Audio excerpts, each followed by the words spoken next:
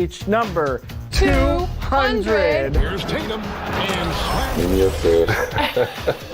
You play 2K. All the time. You act. Yeah. Oh, yeah. And now you have an album. Anything you can't do. I can't lose. And the starting lineups have concluded. So good.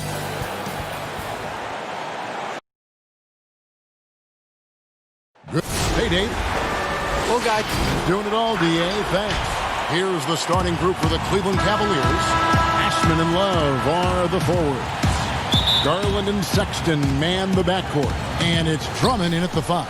And for Phoenix, Rubio and Booker, they're the backcourt. Bridges out there with Johnson. And it's Ayton in at the pivot spot, manning the middle. Garland dishes to Drummond. Here's Love, and they will get the basket here, folks, as they rule goaltending. Well, you could say it's the best aspect of his game. Love doing work on the glass. And it's Rubio with the ball for the Phoenix Suns. They're moving on after the tough loss they took at the hands of the Blazers. And defensively in that one, they needed to come up with big stops to quiet that crowd, and that's obviously easier said than done. I'll tell you this, it looked like they wanted to get out of town as quickly as possible. The problem is their defense went with them. And they'll turn it over. Could not get off a shot. 24-second violation. Of course, the playoff seedings still jumbled a bit up in the air. Just how important you think it is to get home court advantage in the NBA playoffs in this era. Historically speaking, Kevin, as you know, home court advantage is absolutely monumental, and it doesn't matter the round of the playoffs. Could be a conference semifinal or an NBA final. If you come down to a Game 7, that home court advantage can be the difference between winning and losing. You want as much in your favor, Kevin, as you know, going into the postseason. And hitting the mid-range jumper here early gives the defense just another thing to think about. They're basically saying you're going to have to guard us at every point on the floor tonight if you're going to have any chance. And Ayton throws it down. That is the very definition of powerful, Mr. Ayton. Cavaliers have gone 2 for 4 from the field so far today. There's Garland, and off the front iron, and in it goes. So first quarter just over a minute and a half in. Bridges kicks to Rubio. Drummond working against Ayton. Dishes to Bridges. Rubio outside. 5 to shoot. Here's Booker. It's rebounded by Cleveland. Outplayed in the previous game on their schedule, losing to Chicago. Yeah, I mean, on the road, tough environment. They were right there, but just missed some key shots. You know what? Playing on the road is always challenging. It requires a level of energy and focus. You've got to match what the home team gives you, and they didn't do it. Drummond's gone 1 of 3 from the field here. To the middle. Here's Ayton. No good there. Good D by Drummond. Well, if it's possible for a #1 overall pick to go under the radar, then I think that's what you'd say about DeAndre Ayton last year. Doncic stole the headlines, certainly, but DeAndre Ayton had a big-time start to his career. Yeah, the defender all over. That free throw, no good.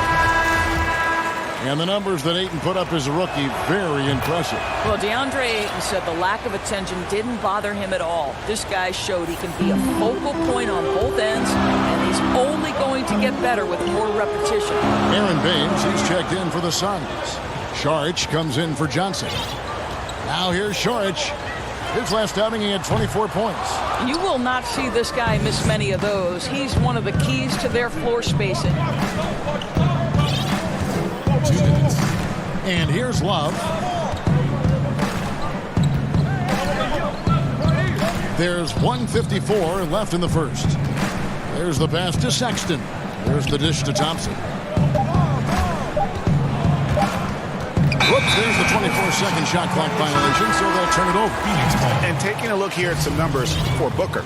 Since the All-Star break, he's been unstoppable. 9th in assists, 16th in scoring, and he's among the top 20 free throw shooters in the league. Doesn't waste many opportunities at the line. And his floor awareness is undeniable. As you pointed out, top 10 in assists, and he's great at drawing the defense and making the perfect pass in stride. Here is Nance. After the basket by Dario Saric. Back to Nance. 2 free throws coming up, and they call the shooting foul. You know what I love about Larry Nance Jr.? This guy came into the league as a tremendous athlete, but his skill set just keeps improving.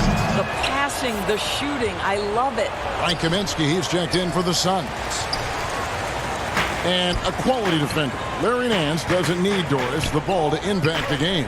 No doubt, Kevin, because he's willing to rebound the ball out of his area. He's willing to be a high motor guy on the defensive end. His activity is always a big lift to this team.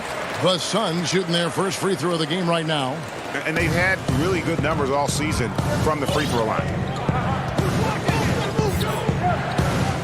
Here's Windler, defended by Carter. Thompson passes to Sexton. And Nance kicks to Porter. Over Saric. The Cavaliers again can't hit. Carter finds Saric. Out to Carter. This one for 3. Saric passes to Baines.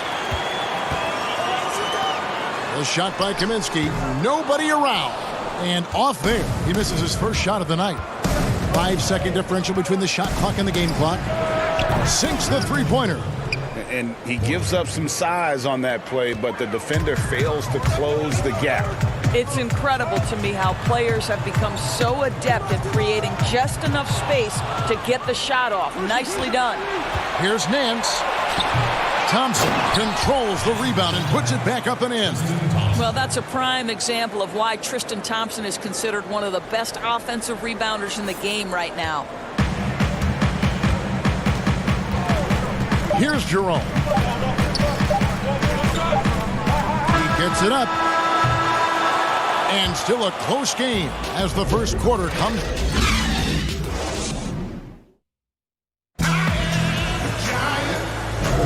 And we return to the second quarter, and Noche Latina specialized jerseys on display. Welcome back, everyone. And what do you guys think about the Cavaliers so far in this one? Well, when you control the glass, you control the second chance opportunities on both ends. And that's how they controlled the first quarter. I thought they were the much more physical team. On the court for Cleveland, Nance and Thompson are up front. Garland is out there with Porter. And it's Windler in at the 3. Here's Saric. And he gets the whistle. 2 free throws coming up. Obviously, times have been quite tough lately, but you have to think back to Cleveland's first and only title in 2016. LeBron's second season back in the city, and boy, did he deliver on his promise. Johnson, he's checked in for the Suns. And Cleveland also making a change. Osman's checked in. And here's Saric. He'll bring it up for the Suns. They trail by 1. Their next game is at the American Airlines Center in Dallas for a game with the Mavericks. That'll be just 1 game played away from home for them. And the Suns making a change here. Ayton's checked in. And Cleveland with a change here too. Drummond's checked in for Thompson. Now here's Porter. He gives the team some steady offense, a bit under 10 points a game. Keeps it alive, and Drummond is right there. Pursues the offensive glass with purpose. Drummond knows who he is, and boy, does he attack it.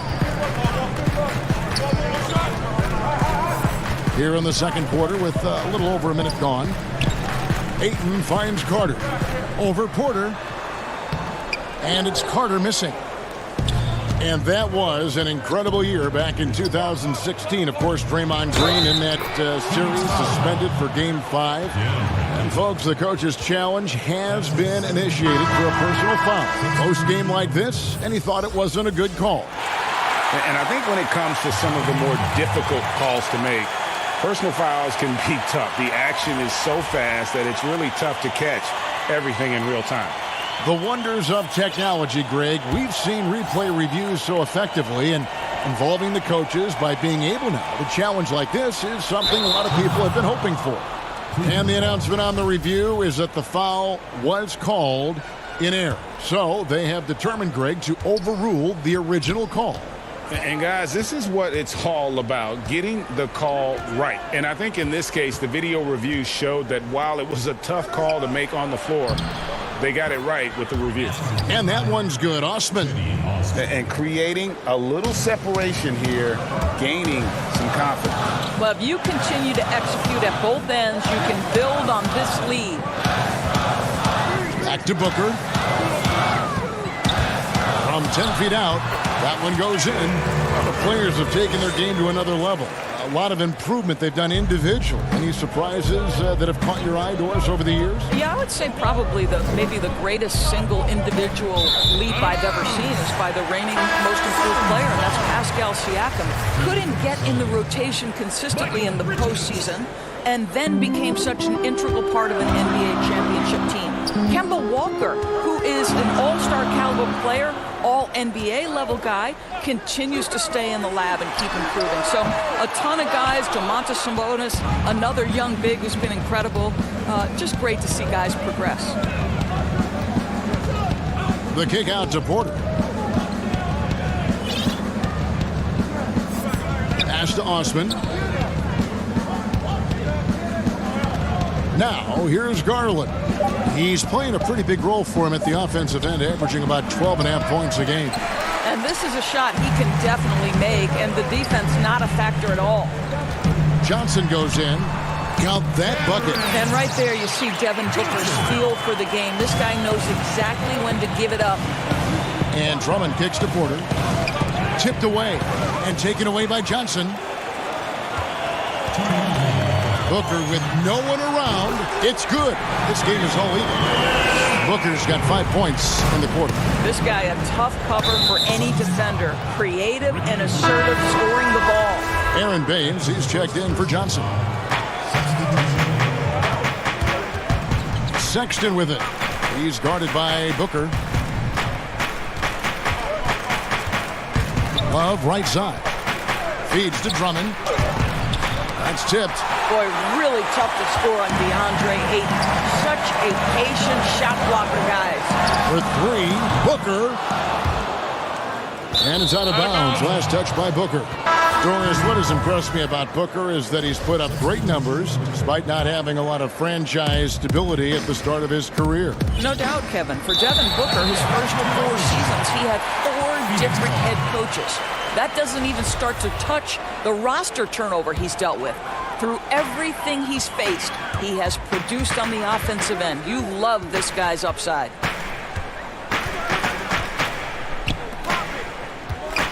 The pass to Saric. That puts them in the lead. Saric has got 9. Oh, great ball movement there.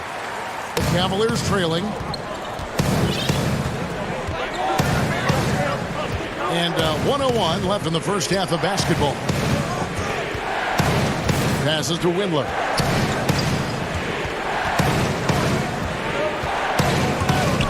Six to shoot. Some nice passing by Cleveland here. And the call on the shot that sends him to the line. The 5th pick back in 2008 out of UCLA, Doris. Kevin Love getting back to his alma mater. That's right. He matched Russell Westbrook for the largest ever donation by a former student athlete. Named in his honor now, the Kevin Love Strength and Conditioning Center is helping others pursue their dreams. How cool is that? Larry Nance is checked in for Cleveland. Saric outside. Pass to Carter.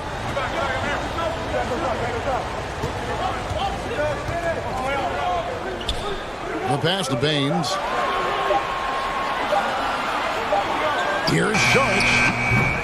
A 3-pointer off the mark. And so Sexton will bring it up for the Cleveland Cavaliers. And this is their first time matched up with the Suns this season. Not exactly a game that everyone will be talking about here, but both of these teams can show flashes at times. We're seeing two teams that could be building more for the future, trying to instill a winning culture, and we'll see which team takes a step in that direction. Thanks so much, Dave, for the great interview. Don't go away, folks. We'll be back to the second. The 2K Sports Halftime Show. Hey, welcome back to the first quarter for the Cavaliers was fairly even. They did jump out to a lead in the opening period. And that'll...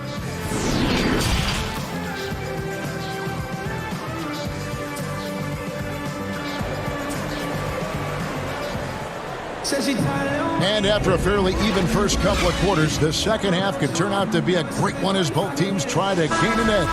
Nice game. Great performance by Dario Saric. You just love the patience in that first half. Waited until he got the look he wanted. You know, as a coach, you can preach good shot selection, but it's up to the players to execute, and this guy has done just that. Rubio and Booker, they're the backcourt. Andre Ayton out there with Johnson. And it's Bridges in at the 3 spot. That's the 5 to begin the second half for Monty Williams. Ayton kicks to Booker. It's Drummond with the rebound. Drummond's got his 4th rebound with that last one here tonight. And there's a whistle. That goes on Mikal Bridges. That is his first foul of the game. And you can see he just didn't get squared up with his feet. Pass to Osman. Love against Bridges. There's Garland. It's good. Garland's got the opening bucket to start the second half for the Cavs. So how about the Cavaliers head coach John Beilein making his NBA debut after 27 seasons as a college basketball coach? Think back to his time at Michigan, the first back-to-back 30-win seasons in school history. This is an excellent hire for Cleveland. The game has been very close in a lot of areas, but rebounding has been the one differentiator thus far. A fader. Here's Drummond. Basket is good. He'll get a chance for one more at the line. Second chance points have really been an issue here defensively. Kaminsky is checked in for Phoenix. And a switch here also for Cleveland. Porter's checked in. And Doris, isn't it interesting? Coach John Beilein has never, at any level, been an assistant coach. No, but he has made his way through the ranks, going from high school to junior college, Division III, Division II, and then right up through the ranks of Division I. So he now makes the final leap to the NBA. How cool is that, Kev? Their first basket in 4 tries. Let's see if that basket gets them going. It can be contagious now. Pass to Drummond.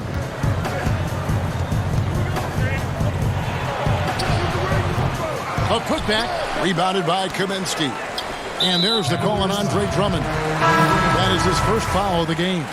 Phoenix making some changes. Aaron Baines comes in for 8. And it's Saric in for Frank Kaminsky. Larry Nance is checked in for Cleveland. Here's Rubio. And oh boy, a lot of contact there, but he gets the... And here we go, coach's challenge happening right now. This one in regards to the personal foul, seeing if that was the right call. And I think when it comes to some of the more difficult calls to make, personal fouls can be tough. The action is so fast that it's really tough to catch everything in real time. The wonders of technology, Greg. We've seen replay reviews so effectively, and involving the coaches by being able now to challenge like this is something a lot of people have been hoping for. And the announcement on the review is that the foul was called in error. So they have determined, Greg, to overrule the original call. And guys, this is what it's all about, getting the call right. And I think in this case, the video review showed that while it was a tough call to make on the floor, they got it right with the review. And that one is good. It always helps to have a big who is willing to find open teammates. Larry Nance proving how unselfish he can be. Well, that's his second 3 of the game. 1 in the first half, 1 here. Garland, the pass to Porter. Out to the wing. Garland kicks to Drummond. Pass to Garland. Cleveland moving it around. Near the three-point line, it's Porter. They get it back. And it's Drummond missing. I'll tell you, he's trying to help them extend this lead, but it's been a tough night for him individually. They get the rebound. Booker out to Saric. Tries again. Oh, and that one had the right spin on it, and it is good. Saric has got 11 points. Well, you can tell Dario Saric's teammates want him to take these kinds of shots. When he plays with confidence, look out. Osman, the pass to Drummond. Here is Porter. A shot off that time. 1:33 left here in the third quarter. Booker with it. Garland picks him up. The putback. Great positioning on the putback. You know we talk about it all the time, guys. Those second chance buckets, always the result of that extra effort. Here's Porter. The pass to Garland. Over Rubio. Once again off the mark by Cleveland. And I'm not sure that is a shot that he should be taking. Well, it's hard to imagine that the play was designed to go in that direction. Boy, I'd be surprised if we see that again. Garland, the pass to Drummond. And Drummond throws it down. With a large frame and a willingness to get physical, Drummond's a relentless rebounder. And Booker kicks to Rubio.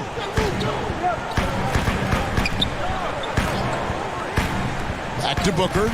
Shoots the three. That's good. It's Rubio with the assist. Rubio's got his fourth assist in this one. Yeah, those are starting to add up, guys. Of their last 5 baskets, 3 have been triples. And that one's good. Osman. 35 seconds left in the third quarter. Pick up the pace. Get the 2 for 1 here. Well, you want efficiency and quality shots in this situation. Their ability, again, to stretch the floor, particularly in this second half. And guys, boy, when you're hitting, it sure does work. It obviously opens up major options at the offensive end. Something that's kept this game close is the fact that the rebound stats for both teams are almost identical. And now the fast break. Garland with the ball. Count that one. Garland's got 6 points. And that's such good work to make this a one-possession game. Terrific steal to get it all started. And see the defender unwilling to just give it to Rubio, forces him to the line. For Phoenix, they have made 3 free throws so far. Haven't missed any. At the line for 2. And that one falls for Ricky Rubio.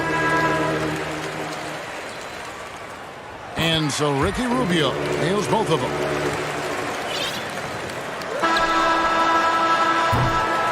And so it's Devin Booker making highlights for the Phoenix Suns. And he's supplying a lot of their offense with his three-point shooting.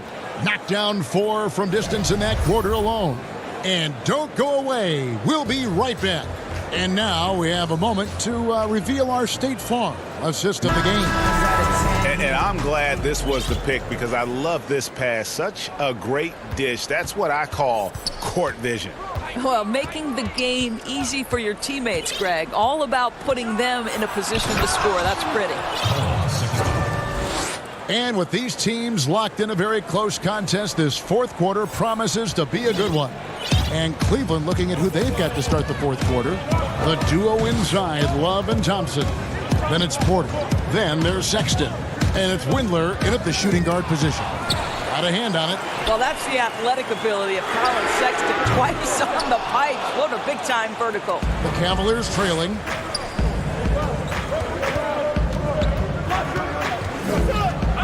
He kicks it to Porter. And foul on the shot, so he'll get a chance at the line. That one on Ayton. And with the offense getting right to the rim, at least they saved the layup. That free throw missing. I think the player most closely identified with the Phoenix Suns the last 3 years, obviously Devin Booker. You know, here's a guy who averaged well over 20 points. He can beat you with the pass as well.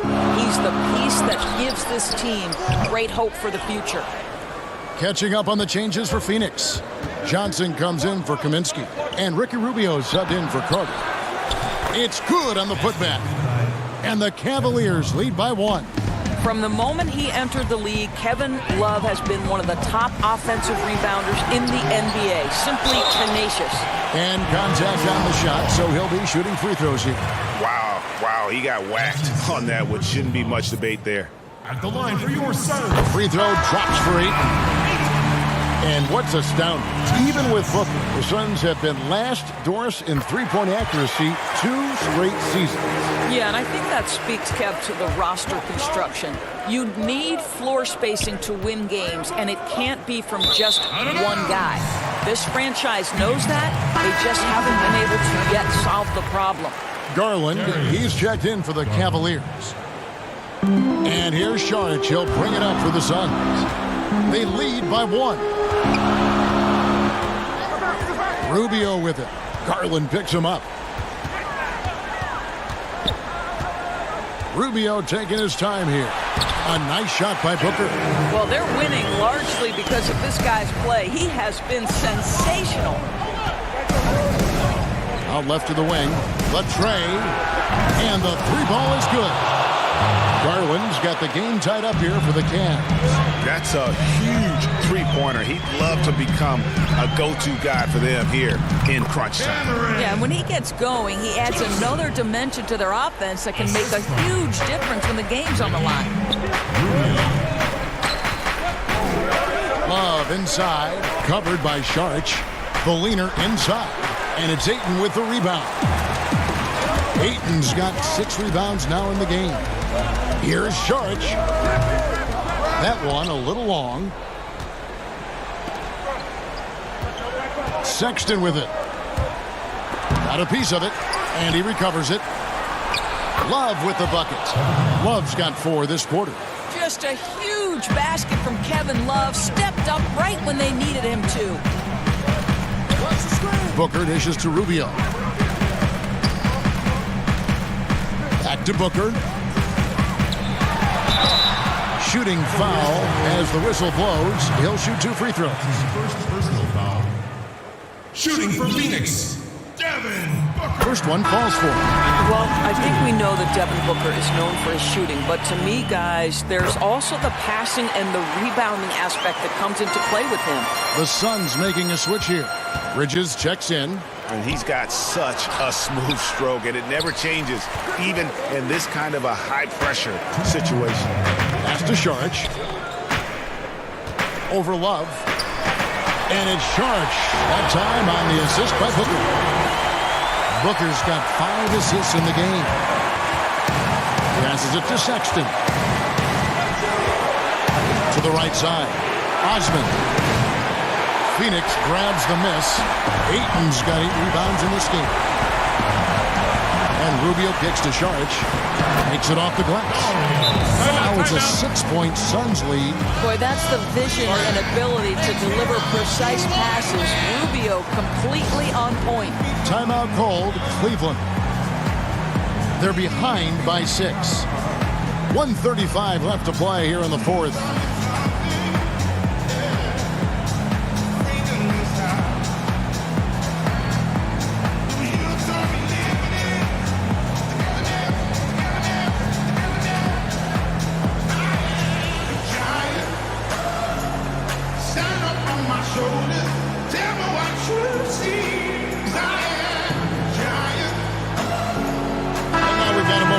Jordan player of the game, Devin Booker.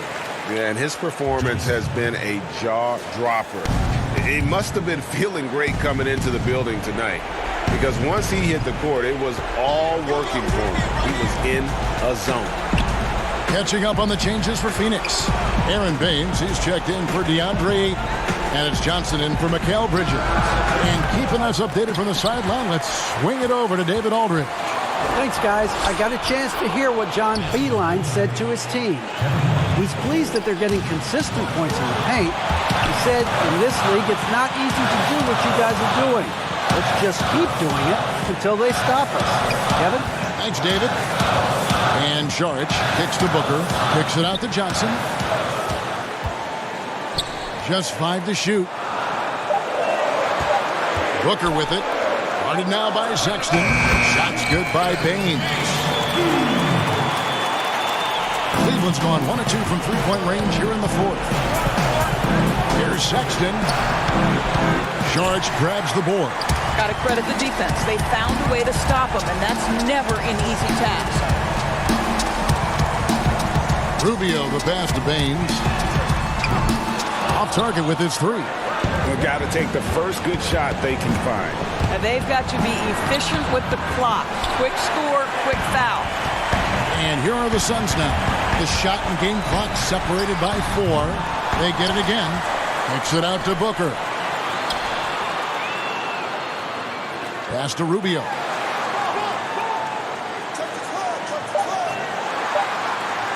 Back to Booker. Fires the three. That's in. Coming off an assist from Rubio. And the Suns lead by 9. The open look here for Sexton. And they come right back with their own three-pointer.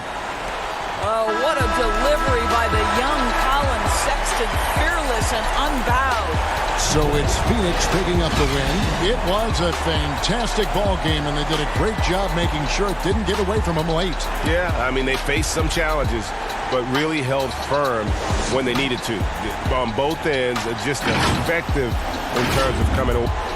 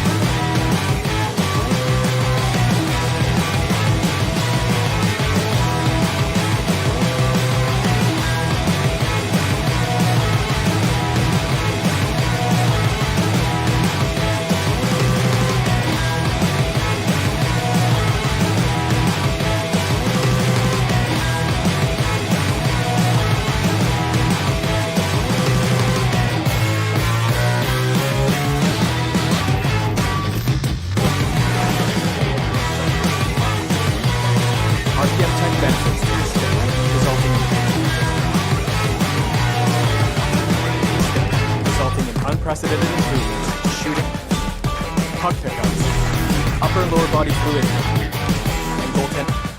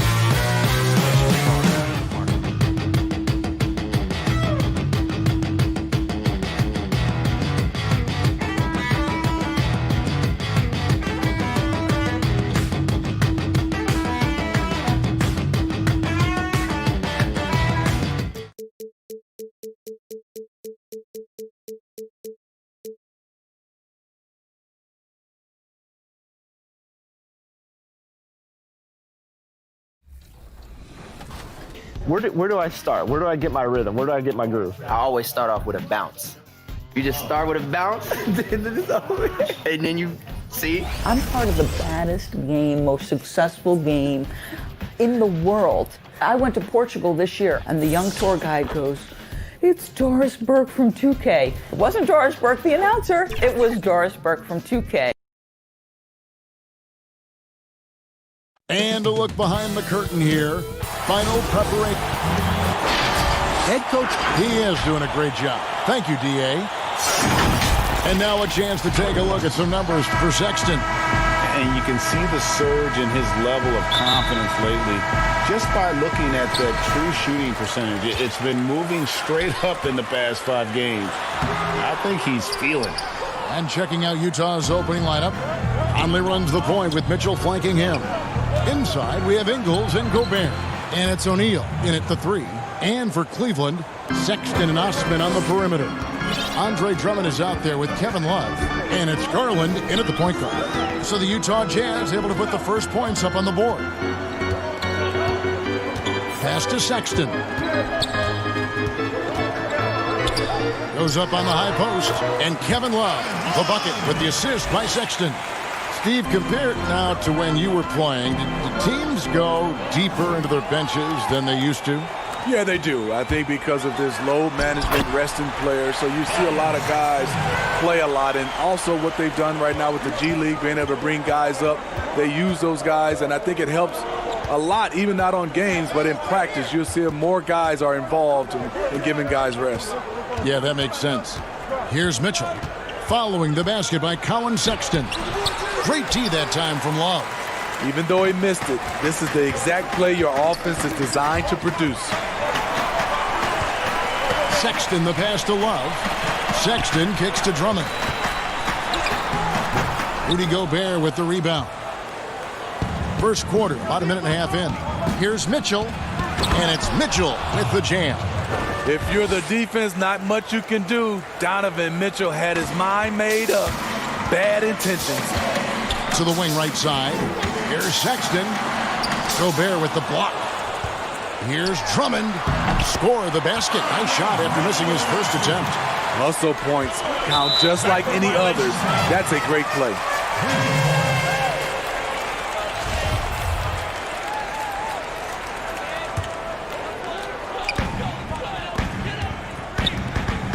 Sexton up top, covered by Mitchell. Here's Osman, and the dunk to finish it off. A beauty. And a hard finish there, guys. Yeah, and only one hand needed for that one. Mitchell outside. Over Sexton. Mitchell's shot is good. Mitchell's got 6 points. And we're already seeing a little rhythm out of this offense. They've hit 3 out of 4 so far. And Sexton slams it in. And the vertical of Sexton is amazing. At 6'2", he's just capable of hammering it home. And Smitty, as tough as they are on D, the Jazz have been middle of the pack offensively. How do they improve there? You know, GA, they can be a top 10 offense. The 2 things that held them back are turnovers and poor free throw shooting. They've wasted no time settling into their offense. O'Neal kicks to Conley. Back to O'Neal. Has to Gobert.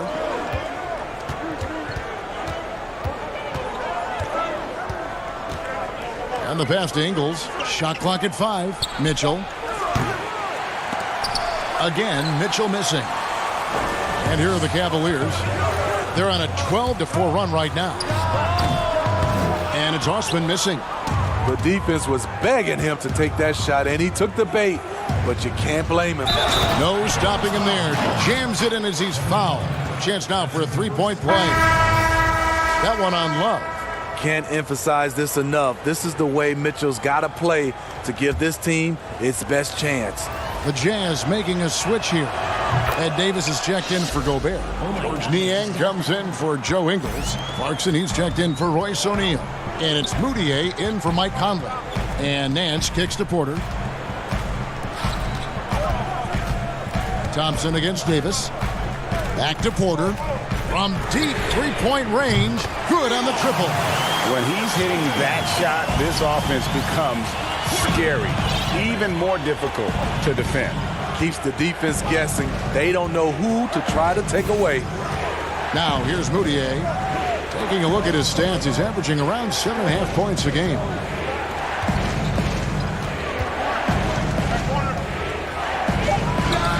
From 13 feet, it goes down. Easy look for mid-range. He won't miss many of those. Lazy effort defensively. Porter passes to Thompson. Knocked loose. He kicks it to Garland. And that'll be Cleveland as it goes out of bounds. Cavaliers retain possession. Great energy on the deflection and a good job disrupting their offense. This is called an effort play. Terrific hustle at the defensive end. Now here's Davis. Back to Moutier. Passes it to Mitchell. Pass to Clarkson. Lets it go from the wing. Thompson with the rebound. Now Cleveland moving it up. Porter's running. And the jam by Larry Nance. And great job by Nance attacking at the rim. That's why you scout for effort players that do it consistently every night. Great job executing the offense. That pass on time and on point. A free-flowing first quarter. Great scoring through one. Cavaliers lead by 4. And the second quarter will get underway.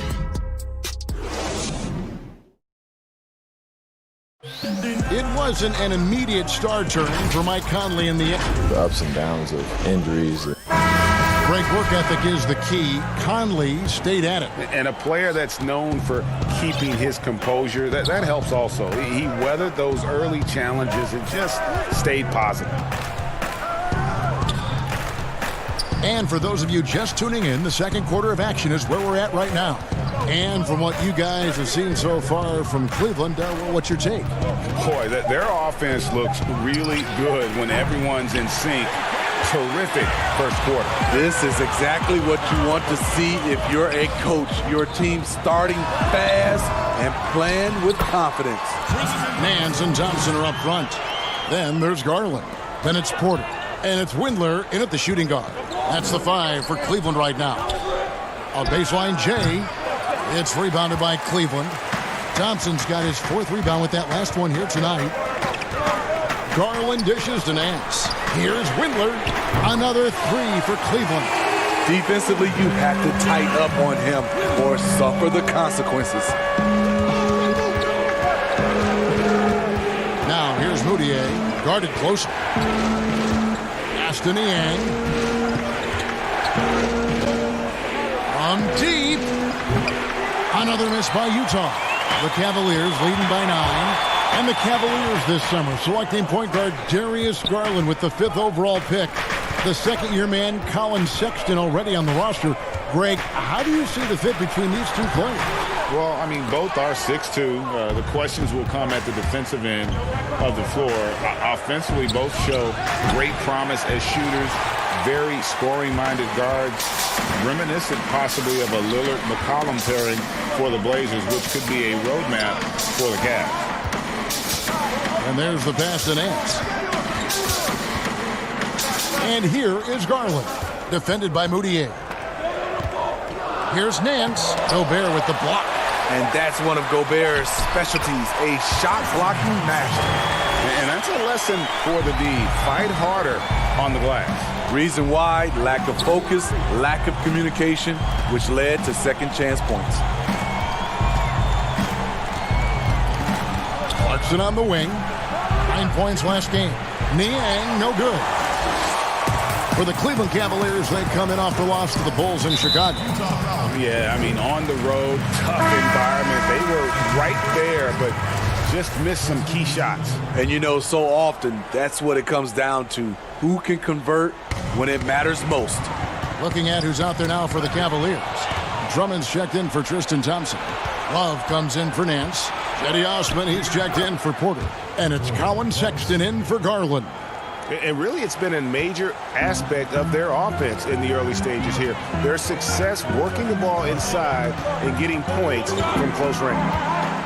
They get a hand on it. Stolen by O'Neal. And now here comes Conley leading the break. Tries from 10. And it comes off the front of the rim. The Cavaliers leading by 9. Love kicks to Sexton. Drummond trying to get himself free. Here's Love. Gobert with the block. They recover it. Guys, they're looking for a spark here. Yeah, a cold stretch offensively for sure. And so Sexton will bring it up for Cleveland. They'll be off to Charlotte for a game against the Hornets. That sets off a 5-game tour for him. Using his height and length there to prevent the second chance opportunity. Here's O'Neal. Passes it to Gobert. Ingles with the ball. Guarded now by Sexton. And it's good. 2 points. Ingles has got his first points in this one. Good find, and one of Gobert's advantages as a passer, he can see over everyone's head. Pass to Windler. Back to Osman. Drummond in the post. Gobert on him. Goes up on the block. In deep. Drummond drops it in. And the Cavaliers lead by 9. High percentage look for Drummond. He's developed a number of go-to moves in there. Here's Conley. That one falls.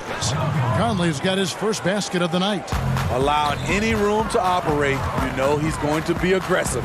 Osman and the powerful one-handed slam.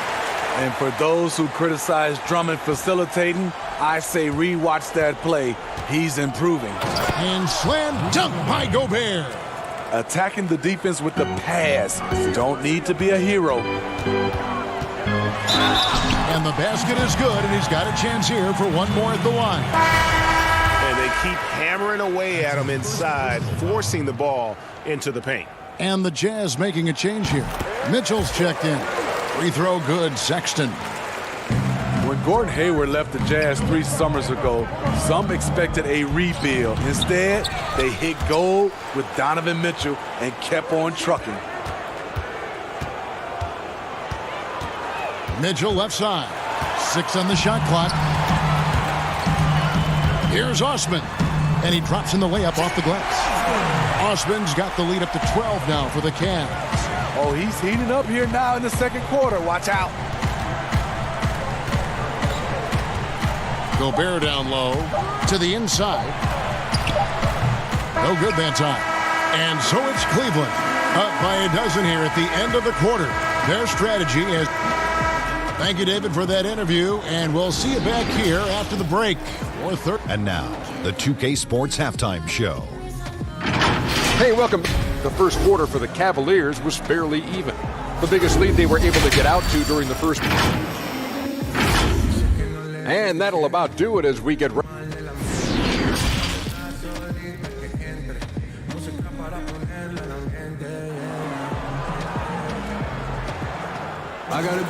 And with a big gap on the scoreboard, the second half begins with very different goals for these teams.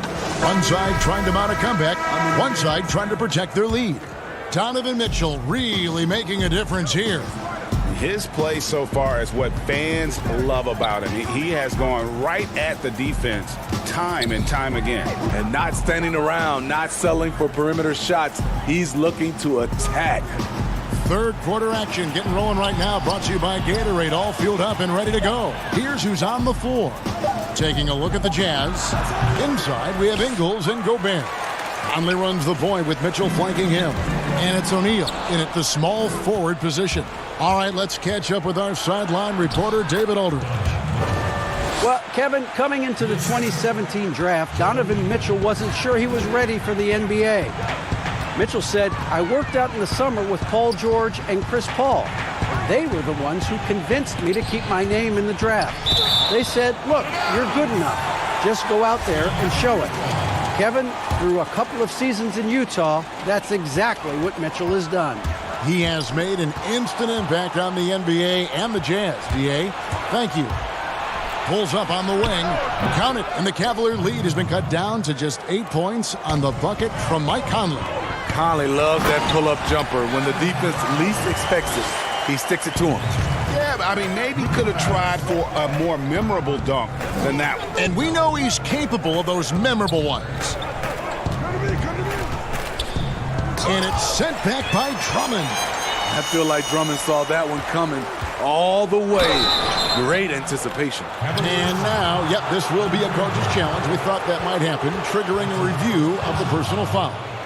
And this is the time now where the officials can review in closer detail what constituted the original personal foul. Getting a different angle can sometimes make it a lot easier to determine. Greg, indeed, and the one thing with replay review is that when you see the slow motion replays, you really get a new appreciation for just the immense speed at which these players are moving and how fast the action really is and how hard it can be sometimes, Greg, to make the right call. And so the word is in. They have decided that the call stands as it was made on the floor. And, even if a coach still feels this wasn't the right call, you got to acknowledge the effort being put in to reviewing it. The double checking, and the game continues on. Porter, no luck. A for effort, but when there's that much resistance at the rim, better find another option. They're running. Pushing it up. And that'll be 2 for... And it looks like, yep, it's a coach's challenge on the personal foul. That triggers a replay review by the officials. And this is the time now where the officials can review in closer detail what constituted the original personal foul. Getting a different angle can sometimes make it a lot easier to determine. Greg, indeed, and the one thing with replay review is that when you see the slow motion replays, you really get a new appreciation for just the immense speed at which these players are moving at and how fast the action really is and how hard it can be sometimes, Greg, to make the right call.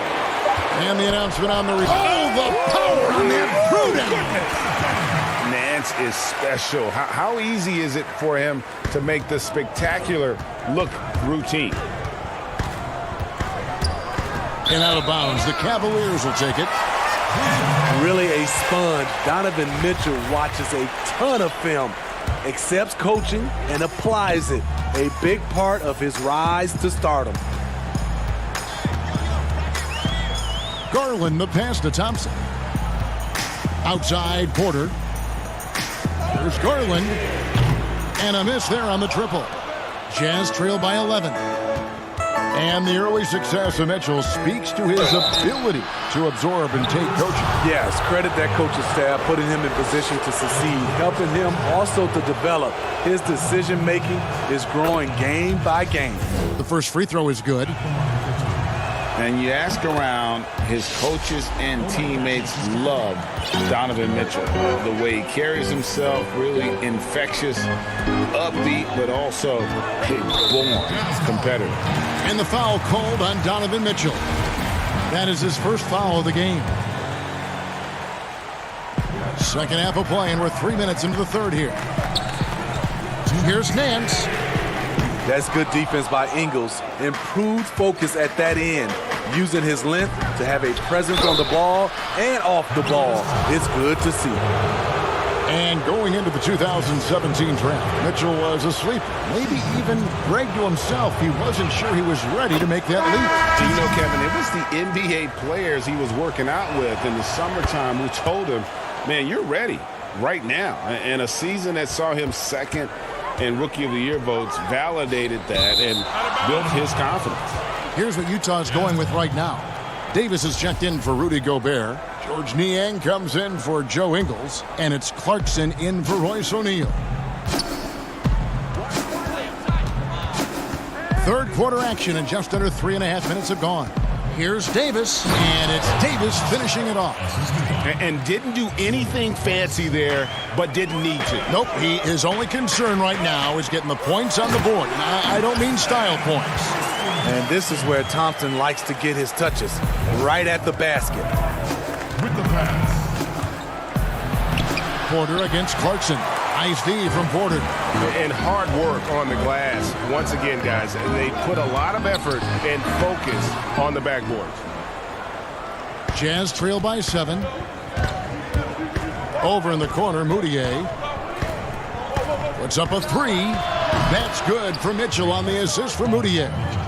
Mitchell's got 10 points here in the second half. Outside Porter. They grab their own miss. They're finding lanes to the hoop now with consistency. 5 buckets in a row from the paint. Mitchell finds Davis. And Thompson sends it back.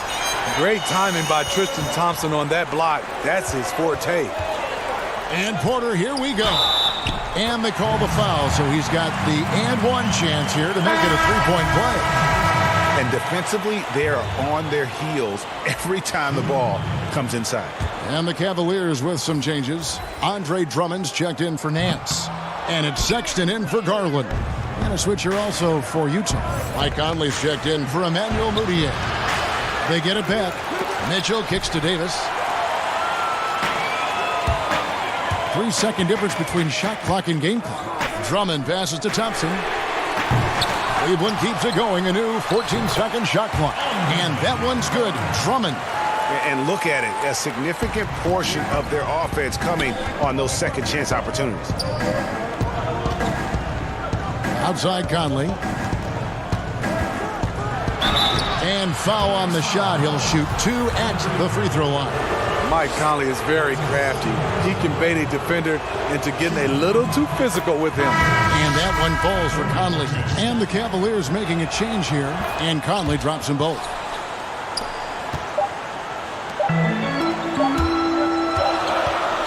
And so it's Cleveland holding on to an 8-point lead heading into the break. They're feeling very confident, shooting the ball with great efficiency and dictating the... And let's take this opportunity now to show you our State Farm assist of the game. And definitely deserving of the prize tonight. How about the read he made here? Looking like a point guard with the pass right on the money. Yeah, it's one thing to find the guy. It's another to deliver the ball where he can do something with it. Wonderful play. Fourth quarter of action is upon us. Thanks as always for joining us. Tristan Thompson is out there with Kevin Love. Then there's Andre Drummond. Then there's Sexton. And it's Windler in at the 2 guard. That's the 5 for Cleveland right now.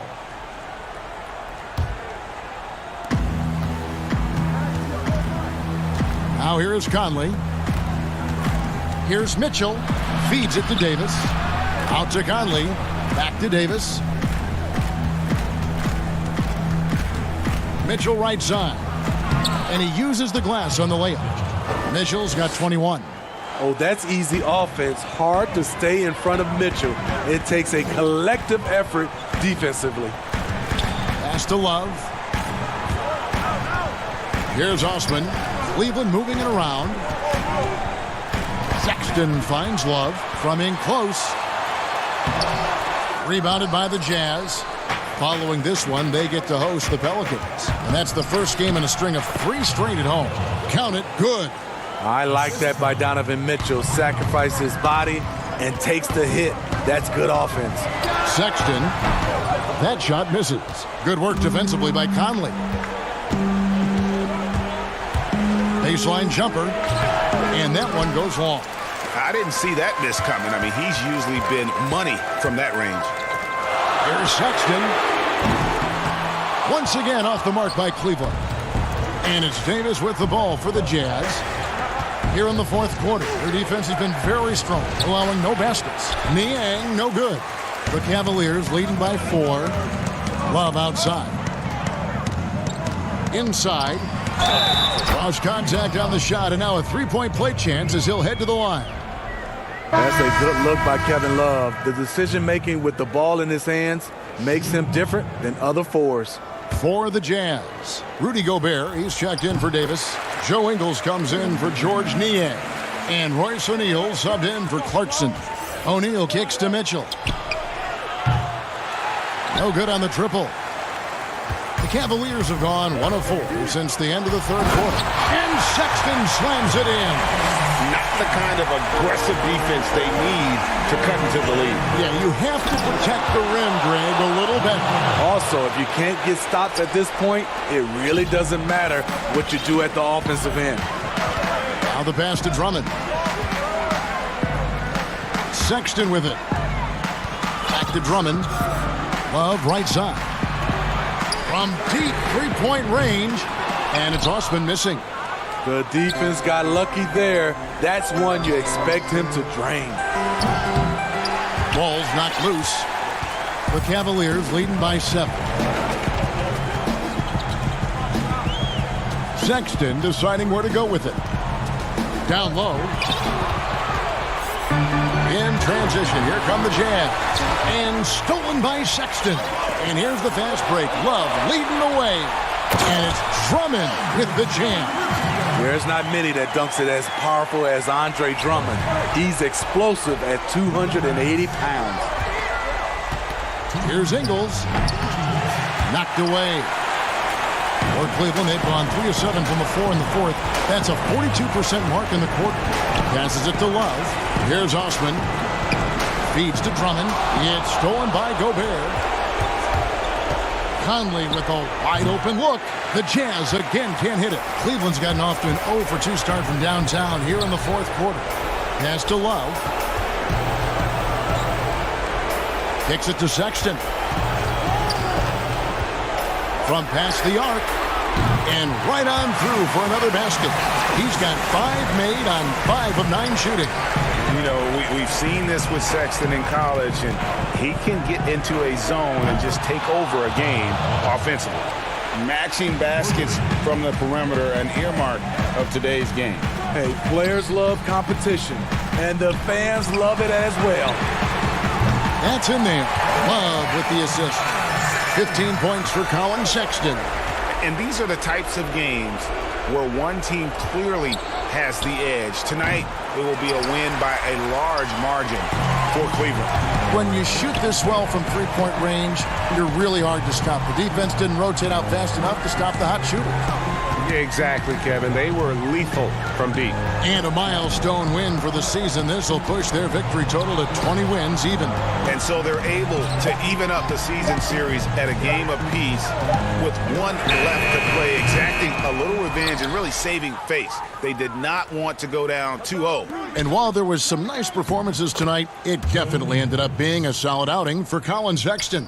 You know, he was flying around on both ends of the floor. Terrific energy and enthusiasm, and that rubbed off on his teammates. I thought he was a catalyst tonight. Impressive job by the players, coaches, and don't discount the impact of these fans. They gave the team tremendous energy tonight. The fans were fantastic. It was a true home court advantage. Love deciding where to go with it. Osman drops in the layup for 2. Inspired tonight. They fought hard and at crucial points just made the plays. Especially during this last run. David, thank you as always. And that'll wrap it up, folks.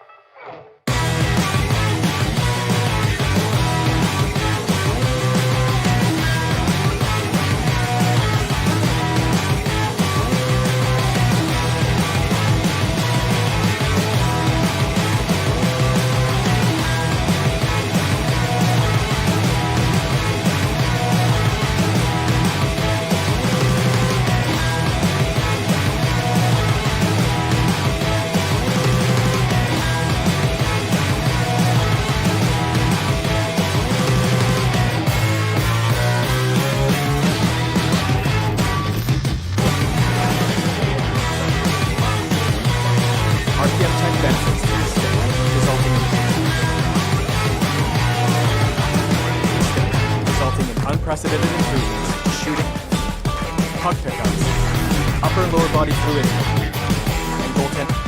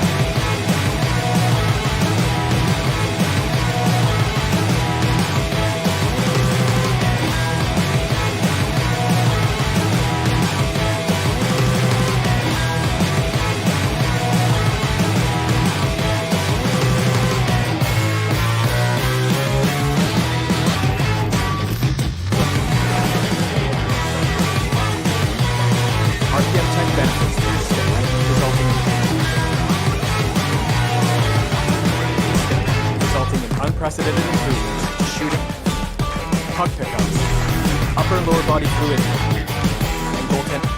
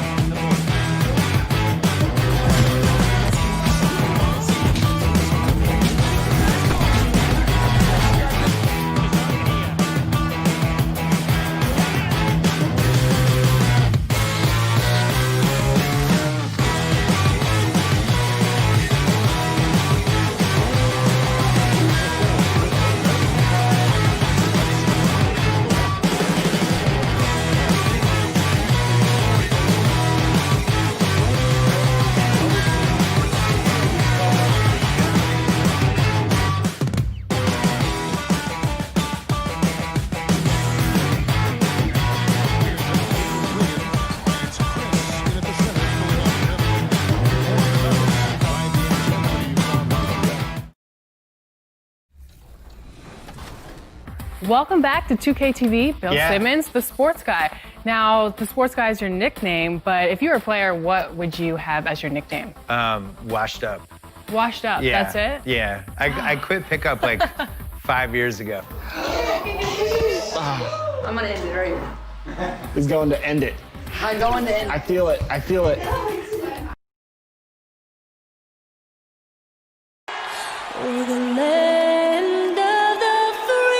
It's the 2K Sports pregame show.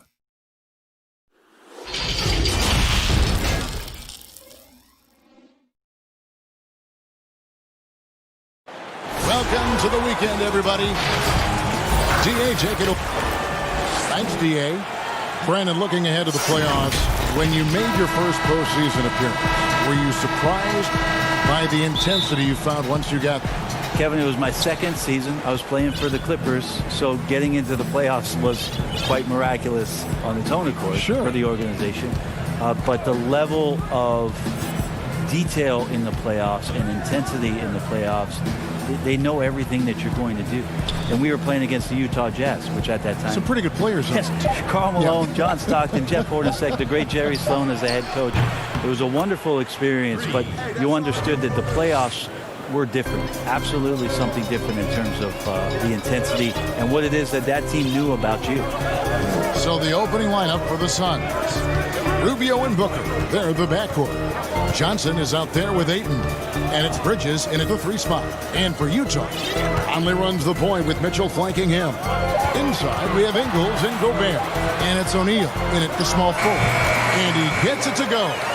And pro move there. Finds a way to gain some separation against the much taller defender. Yeah, I don't think he even sees a taller defender out there, just a gifted scorer. Now, here's Ayton. He's been a go-to guy for them when they've needed offense. He's averaging 19 points a game. Pass to Johnson. Down to 5 on the shot clock. It's good. He makes his first shot of the game. And the Jazz with possession here. It's a 3-point game.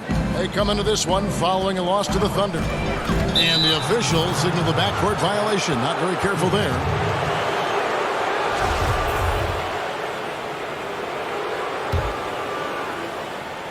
First 1:30 gone here in the first quarter. Rubio against Conley. To the paint. Here's Ayton. Laid in with a nice touch off the glass. Ayton pouring a foundation there on the inside, just living in the paint. Greg for the Phoenix Suns with a franchise-high 9-year playoff drought. There is pressure on this team to find their way out of that long rebuild. And their moves on draft night, they raised some eyebrows. They've got some young talent, but can new coach Monty Williams turn them into a winner? Long-suffering Suns fans certainly hope so. They're running.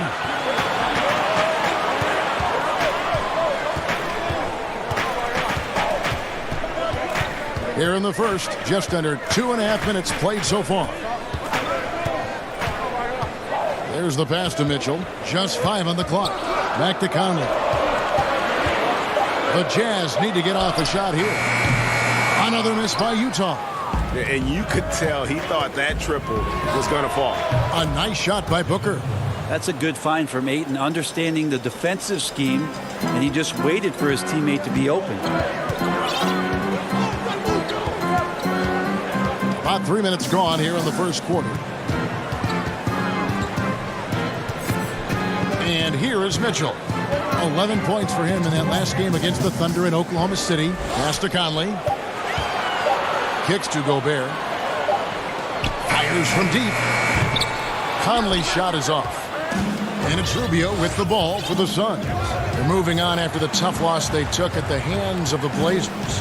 Yeah, tough game on the road. The guys you're defending, obviously comfortable shooting in their own building. You've got to find a way to break their rhythm. Yeah, they couldn't do it in that one. Always a step slow in closing out the shooters and maybe even recognition of who was on the floor. Just not enough energy, and that's a tough way to win on the road. Now, here's Mitchell. Following the miss by DeAndre Ayton. And he makes that one. Man, he's a pure point guard with terrific vision. Conley finds open teammates at times before they realize they're open. Well, they call Rudy Gobert the Stifle Tower, probably the game's most dominant rim protector. And in today's game, that's not enough. You also have to come out of the paint and defend smaller players in switches. He straddles those two needs better than anyone in the league. Now Conley, after Devin Booker missing on that last three-pointer. Mitchell outside. Rubio against Conley. Here's Mitchell. And that one falls coming off Conley's feet. Yeah, and Conley just makes the game fun. Able to shoot, but focused on also facilitating for teammates. No problems knocking that one down. That's now 8 points for Devin Booker. And he's not going to miss that sort of an opportunity from deep. Here's Mitchell. And a great job by the D contesting that shot and forcing the miss. Inside, it's stolen by Gobert. Only one man back on D. The wide open look here for Ingles. And Mitchell is right there. Mitchell's got his third basket of the night. Love the determination he showed there, getting himself into good position under the glass. With the presence of mind to know just where the rebound was going to... And so it's the Phoenix Suns heading to the bench with a 7-point lead as we wrap up the quarter. Their shooting has been the big key. Their percentage from the field zone. He's one of my favorite players growing up. And you know, Conley, maybe not the size of Peyton, but Greg, he's always taken the challenge defensively. And you can see how much of an influence the glove had on Conley. He plays a lot like him on that end. And thanks again for tuning in. If you're just joining us, we've played through one quarter of action so far. And what stands out to you from the Suns in this one? Just stretching out the floor in that first. They had the defense scrambling. Pretty prime example here of how to space the floor and do it correctly. When you do it, that's the kind of thing that happens. All fueled up and ready to go. Let's reset the lineups courtesy of Gatorade as the second quarter gets going. On the court for the Suns, they've got Saric, Aaron Baines out there with Kaminsky. Then there's Carter, and it's Jerome in at the 1. Here's Baines. He trains it as the shot clock ticks down. Jazz trail by 7. And with the summer's acquisition of Mike Conley, Greg, the Utah Jazz hoping to make a step in the West. And really, Mike Conley, their best point guard since they traded away Darren Williams back in 2011. Alongside Bogdanovich, a big upgrade offensively, and he can hold his own on the defensive side as well. And Saric kicks to Kaminsky. Passes to Jerome. Saric against Moutier. Some nice ball movement here by the Suns. 5 on the clock. Up again. He hangs in there and cashes in on the second chance points. Baines has got the lead up to 9 now for Phoenix. Yeah, and how about the stick-to-itiveness on that possession? Stayed with it, didn't give up until the ball was in the basket. And they double up Davis. Clarkson against Carter. Shot from the wing, and that one good from Clarkson. Yeah, that's not an assignment that I want there, Kevin. I'd rather do math homework than to try and cover that guy. Here's Jerome. He's gotten some minutes, but nothing on the board yet. Saric passes to Jerome.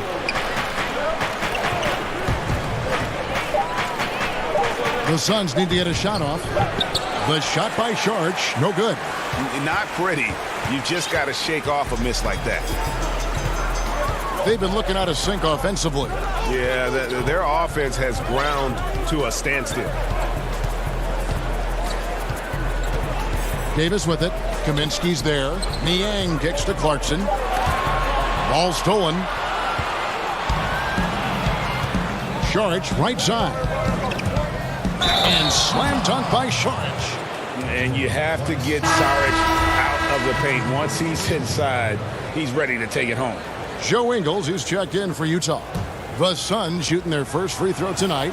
And they've had really good numbers all season from the free throw line. Brett, so many guys are now shooting from well beyond the arc. Who do you think has the deepest range in the league? I think Steph Curry has the most consistent, deepest range. Lillard is in that category. Lillard is in there, and of course, last year's playoff win will never go away in terms of what a great memory that was.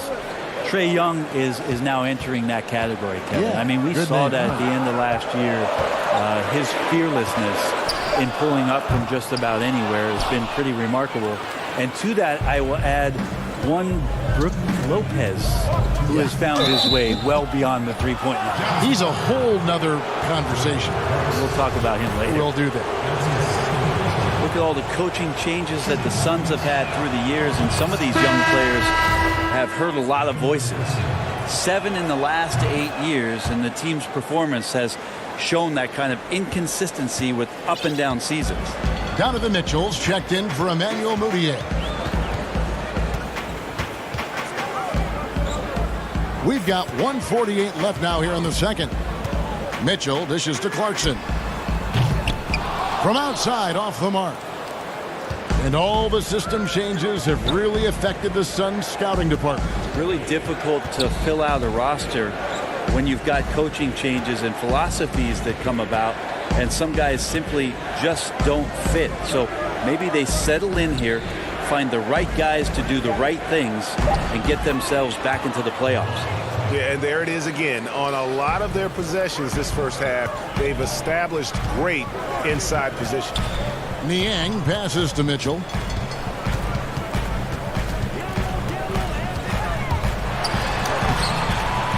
That one's off, still out of sync. And with the success they've had rebounding the basketball, they're right where you'd expect them to be, firmly in the driver's seat. Carter dishes to Saric.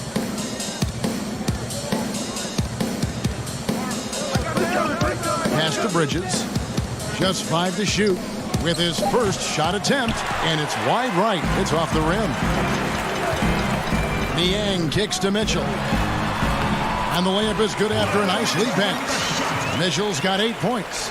Beautiful transition offense there. That's execution at its best. Yeah, once you burst through a seam like that, you got to look right towards the rim. Sweet play.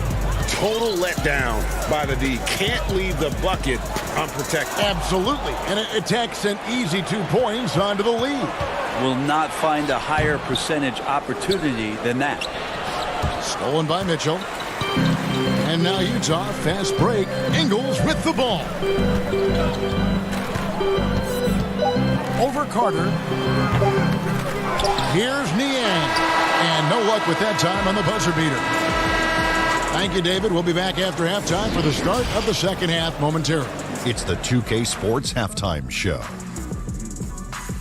Hello again, folks. Ernie Devin Booker had it going on in the first quarter. He had 11 points and 1 assist. Thanks for joining.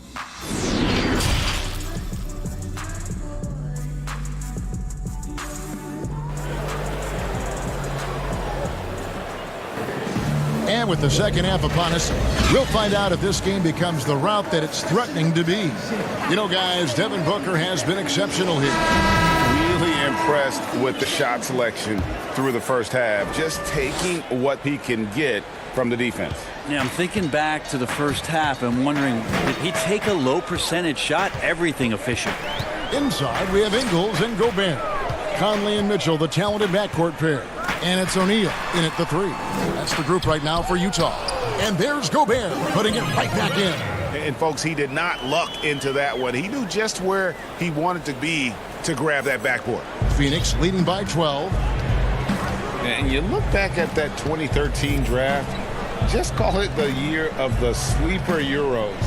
Giannis Antetokounmpo taken 15th, and this guy, Rudy Gobert, selected with the 27th pick. Clock at 6. Conley against Rubio. And here's Booker from the arc. Rudy Gobert with the rebound. Gobert's got 4 rebounds now tonight.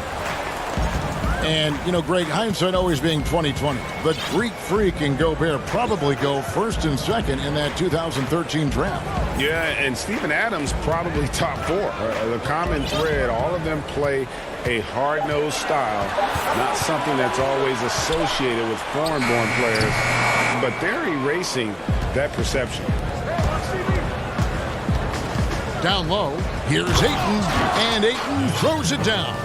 Well, this is why the teammates for Booker are loving him. He keeps working on his ability to find the open teammate. Conley, the pass to Mitchell. Third quarter here, over a minute and a half into it. That one good for 2. Well, any possession that ends in a shot from that range after good player and ball movement, that's a good one. No good from Booker. Jazz trail by 12. Ingles with the ball. Nothing yet on the scoreboard for him. Out to the right wing. Right side, Conley. Takes a 3. Offensive rebound. And there's Gobert putting it right back in.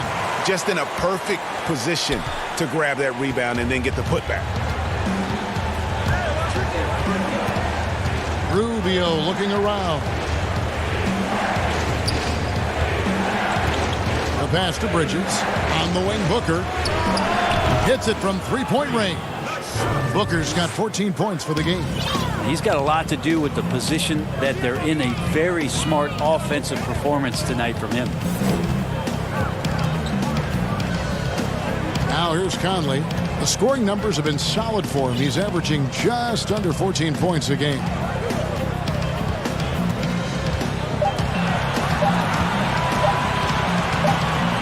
And there's the shot clock violation. Couldn't get the shot off in time. Let's take a look at some numbers for Rubio. The last 10 or so games, he has been remarkable. He's putting up about 16 points a game, 10 assists, and almost 2.5 steals. They're loving how he's running the show here. His sensational passing really breathing life into their offense. Something in the coach's playbook here where the schemes fire on all cylinders when he is in the game. A great conduit for them offensively. He knows where everyone is at all times. On deep. The putback. Great positioning on the putback. And the Suns lead by 15. A good board there, Kevin, but overall they're getting slightly out-rebounded. Pass to Moutier. Launches it. And it's Ayton with the rebound. Ayton's got 4 rebounds in this game. Rubio finds Ayton. Johnson outside. Stolen by O'Neal. And the Jazz pushing it up now. Here's Conley. And a lot of contact on that one, so he'll shoot 2 here. 4th selection back in the 07 draft. Conley has been a reliable guard for many years. First trip to the free throw line for him in this one. And he knocks down the first one. Greg, some folks suspected Conley might be moved when Memphis had a shot at drafting John Morant. Right before the draft, that deal took place. I tell you what, he looks to be a great fit in Utah. Can be that 3rd star the team needs to push them to the next level. Utah had to give up a fair sum to get him, but it was worth the risk. Carter against Conley. Shot clock at 6. Back to Saric. Launches a 3. Phoenix keeping it alive with a new 14. Carter on the wing. Passes it to Jerome. Here's Saric. And it's Phoenix scoring again. How many times have we seen a possession like that from them today? Ending with a basket, coming off a pretty pass. 5 seconds separating the shot and game clocks. Here's Moutier. To the wing on the left. Conley feeling it out. Pass to Moutier. From deep. Another miss by Utah. And so it's the Phoenix Suns riding a 15-point lead at the end of the quarter.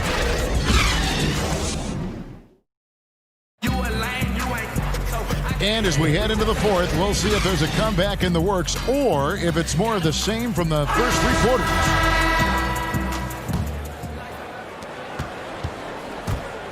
On Phoenix, looking who they've got on the floor. Devin Booker out there with Carter. Then it's Aaron Baines. Then there's Saric. And it's Kaminsky in at the 4-man position. Dishes it to Booker. Now here's Kaminsky. Not a lot of room. And Baines kicks to Saric. Stolen by Clarkson. And now here comes Conley leading the break. And it's in there. precision pass from Moutier to get his teammate a good look there. Suns leading by 13. Now Carter. The pass to Šarić. Brent, we hear this all the time. Good defense beats good offense. Do you think that's true? I don't know how defense scores. So in today's game, seeing the juggernauts and seeing what we've seen, Kevin, quite frankly, as some of the best offensive teams, not only in the last 5 years, but in the history of the league, around the Houston Rockets and what the Golden State Warriors have been able to do. It's about equipping your team defensively to be able to stop that stylistically. But certainly, every coach will say it comes down to defense because that is something you can control. And as they're trailing in this game, they're trying to stay in it with the triple. They're shooting a lot more of them than they did in the first half. Booker outside. Some nice ball movement here by the Suns. Here's Moutier. That's in there. Conley with the assist. Conley's got 3 assists tonight. Again and again, they're dissecting the defense and creating those high percentage looks from inside. Conley against Booker. Pass to Kaminsky. Conley left side. Lays it up and banks it in. Conley's got 4 points now in the quarter. The ball movement on this run has been fantastic and is a big part of why they've been able to get these good looks. Booker finds Carter. Back to Booker. Count the bucket coming off a perfectly placed assist. And the Suns lead by 8. Huge night for Booker and reminiscent maybe of the night in Boston, Kevin, maybe. Here's Moutier. Niang. Rebound by the Suns. Kaminsky's got 4 rebounds in this game. Here's Baines. And he gets the... And now, yep, this will be a coach's challenge. We thought that might happen, triggering a review of the personal foul. And this is the time now where the officials can review in closer detail what constituted the original personal foul. Getting a different angle can sometimes make it a lot easier to determine. Greg, indeed, and the one thing with replay review that when you see the slow motion replay, you really get a new appreciation for just the immense speed at which these players are moving at and how fast the action really is and how hard it can be sometimes, you know, Greg, to make the right call. And so the word is in. They've decided that the call stands as it was made on the floor. And, you know, even if a coach still feels this wasn't the right call, you got to acknowledge the effort being put in to reviewing it. The double checking, and the game continues on. He gets a chance now to catch up with the 4th member of our crew, Hall of Famer David Aldridge. Hey, Kevin. Well, during the last break, I heard Quinn Snyder talking with his team. He got on his guys about allowing too many paint points. He said, hey, we've got to be scrappy. We've got to be quicker to help, quicker to collapse the lane. You guys know what to do. Now you got to give me the effort. I want to see some nasty. Kevin? Mitchell outside. Takes the 3. Utah gets it back. And there's Gobert putting it right back in. Well, they're getting stops, and they're attacking on the offensive end. Yeah, coaching staff probably loves this, just grinding out defensive possessions, which is helping them get back into their offensive flow. Booker against Mitchell. Pocket 6. Phoenix, no good that time either. On offense, here are the Jazz. They're on a 13-4 run. From downtown, that's in there. Conley with the assist. Now just a 3-point Suns lead. And all of a sudden, that great run makes this a ball game again. And now is no time to take your foot off the gas. They have got to stay aggressive. Well, they stacked up everything to get to this point. Now they have to shift into overdrive. O'Neal inside. Defended by Bridges. No good on the 3. And so Booker will bring it up for the Phoenix Suns. Stolen by Michael Conley. All by himself. Jumps up. Count it! In a game this close, this late, That kind of D is clutch. It is. And then, Greg, to go in for the flush. That could be a backbreaker. Well, we'll see how the other side responds here. They have to come up big. And that'll be 2 free throws coming up. Officials on the call with the foul. He drops the first one, and that gives them a 4-point cushion. So he gets them both, and it's a 5-point game. And he steps up and knocks them down, making it a 2-possession game. Here's Mitchell. Money! Yeah, just solid work on the back end of that play. Yep, you're right. Finish hard with 2 hands on that stuff. They'll be trying to take as much time off the clock as they can. Exactly. Expect to see longer possessions from this point on. Here's Rubio. And the Suns miss again. Looking to tie it up with a big triple. You can bet that's what they're looking for this late in the game. They need that 3. Near the 3-point line, it's Booker. The offensive rebound. We're in total command of this game with time starting to run out. Yeah, looking for a miracle worker out there is the opposing coaching staff. I don't know that they have one. This game seems to be well in hand. So the Suns win it. A truly gutsy performance away from home. You know, it really was. And Kevin, when this one was hanging in the balance late, they showed just...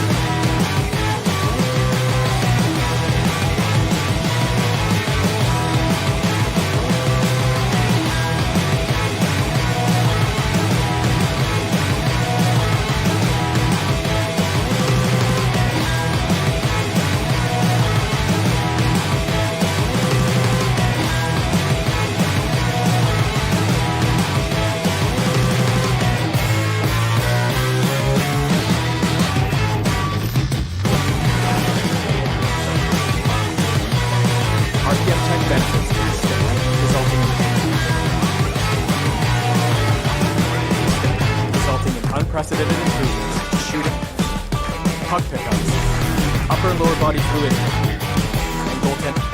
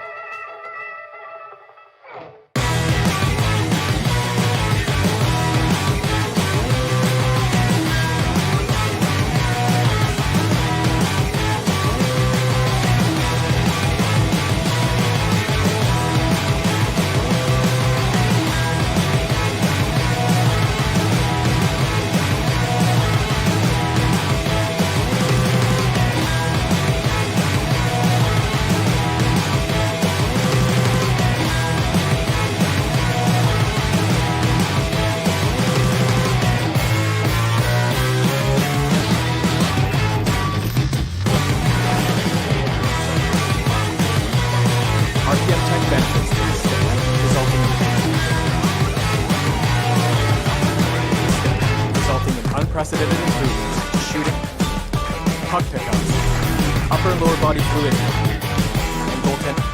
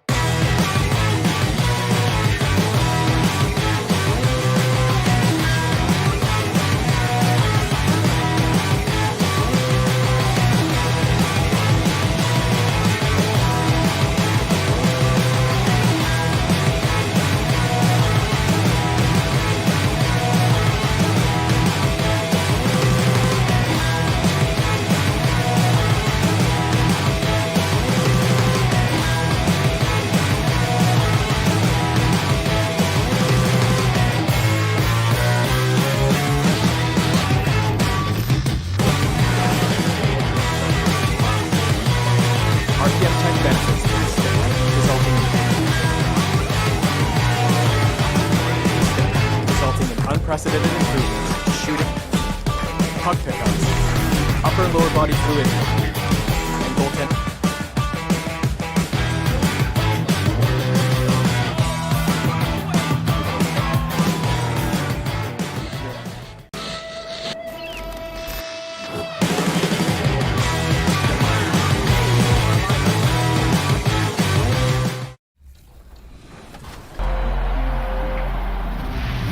This year was so much fun, but it definitely came with some challenges. Thank goodness for 2K. That's right. In fact, it's been an honor for us to share our time and our episodes with you, the fans, the community. And the big news is NBA 2K TV is returning for Season 7. Yes, we're coming your way on September 4th. It will all take place in Cleveland, Ohio. Hi, everyone. We're coming to you live on 2K Sports, bringing you the NBA. And a quick look here at some of the numbers for Ayton. And guys, I think he's starting to feel the wear and tear of the season a little bit. That comes across in his rebounding numbers. They dropped off this month. He needs that second win, and no doubt he'll get it soon. And now the opening lineup for Phoenix. Rubio and Booker, they're the backcourt. Bridges out there with Johnson. And it's Ayton in at the pivot spot, manning the middle. And for Cleveland, Garland and Sexton man the backcourt. Ashman and Love are the forwards.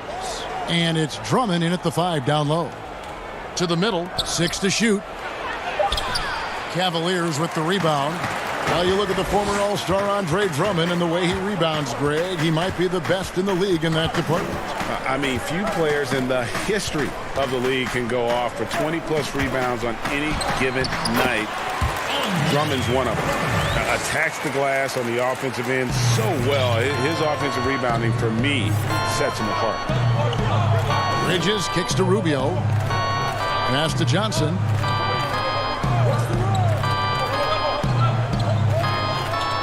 Pass to Ayton. Back to Johnson. Bridges for three. Love grabs the board. And Love's got the ball here for the Cavaliers. Sexton finds Drummond. And we're about a minute and a half into the first quarter. Garland, the pass to Love. Jacks up a three. Gets it to go from beyond the arc. You have to stay attached to Kevin Love when he is out in space. This guy's three-point ability is one of his greatest weapons. Rubio looking it over.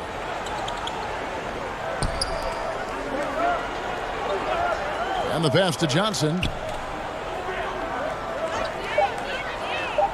The Suns need to get a shot off. Bridges misses. Cleveland has come out of the gates quickly, leading by 5. Outplayed in the previous game on their schedule, losing to Chicago.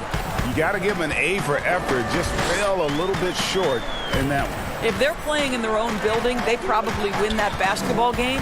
The reality is it's a hard thing to win on the road in the NBA. And beginning to take charge of this game. This could be a crucial point. Well, working hard, building out a small lead, but you can't afford any kind of letdown here. Booker with no one around, kept alive. Back to Rubio to stop the run. And Booker is good for three. Well, that's the bread, the butter, the main course, Booker's move in the catch and shoot money. And you think back to LeBron's last year in Cleveland, one wonders how differently it may have turned out if Kyrie was there with him. Well, you think back, Greg, Isaiah Thomas was never healthy. He had been a recent All-Star with another team. They were counting on his quickness and his scoring. But through it all, the Cavaliers reached the NBA Finals. Just another testament to the talent and the leadership that LeBron gives you. Sexton kicks to Drummond. Drummond is doubled. Over in the corner, Osman. And another three for Cleveland. Yeah, this looks like a pregame shoot-around with all the threes they're allowing. Booker finds Rubio. First quarter of play and just over 3.5 minutes in. Ayton against Drummond. Unloads from 9. And Ayton with the nice bucket inside. This guy has got a dominant physical frame, incredible athleticism. Nice job by DeAndre Ayton inside. Pass to Sexton. 54 seconds left in the first quarter. Osman off the mark there with the three-point shot. Suns trail by 6. Rubio outside. Johnson, the pass to Rubio. That one falls, coming off Johnson's feet. Well, the catch and shoot game, typically Rubio's on the passing end of it, not this time. To the inside. And Drummond kicks to Garland.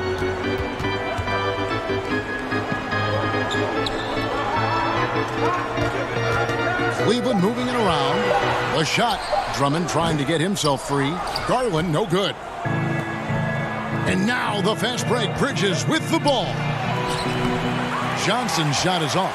Boy, he's at the cup, but that is tremendous defense. Prohibit the lay-in without fouling. And that concludes the first quarter of play. Cleveland ahead. They lead by 4. It's the NBA on 2K Sports from Cleveland.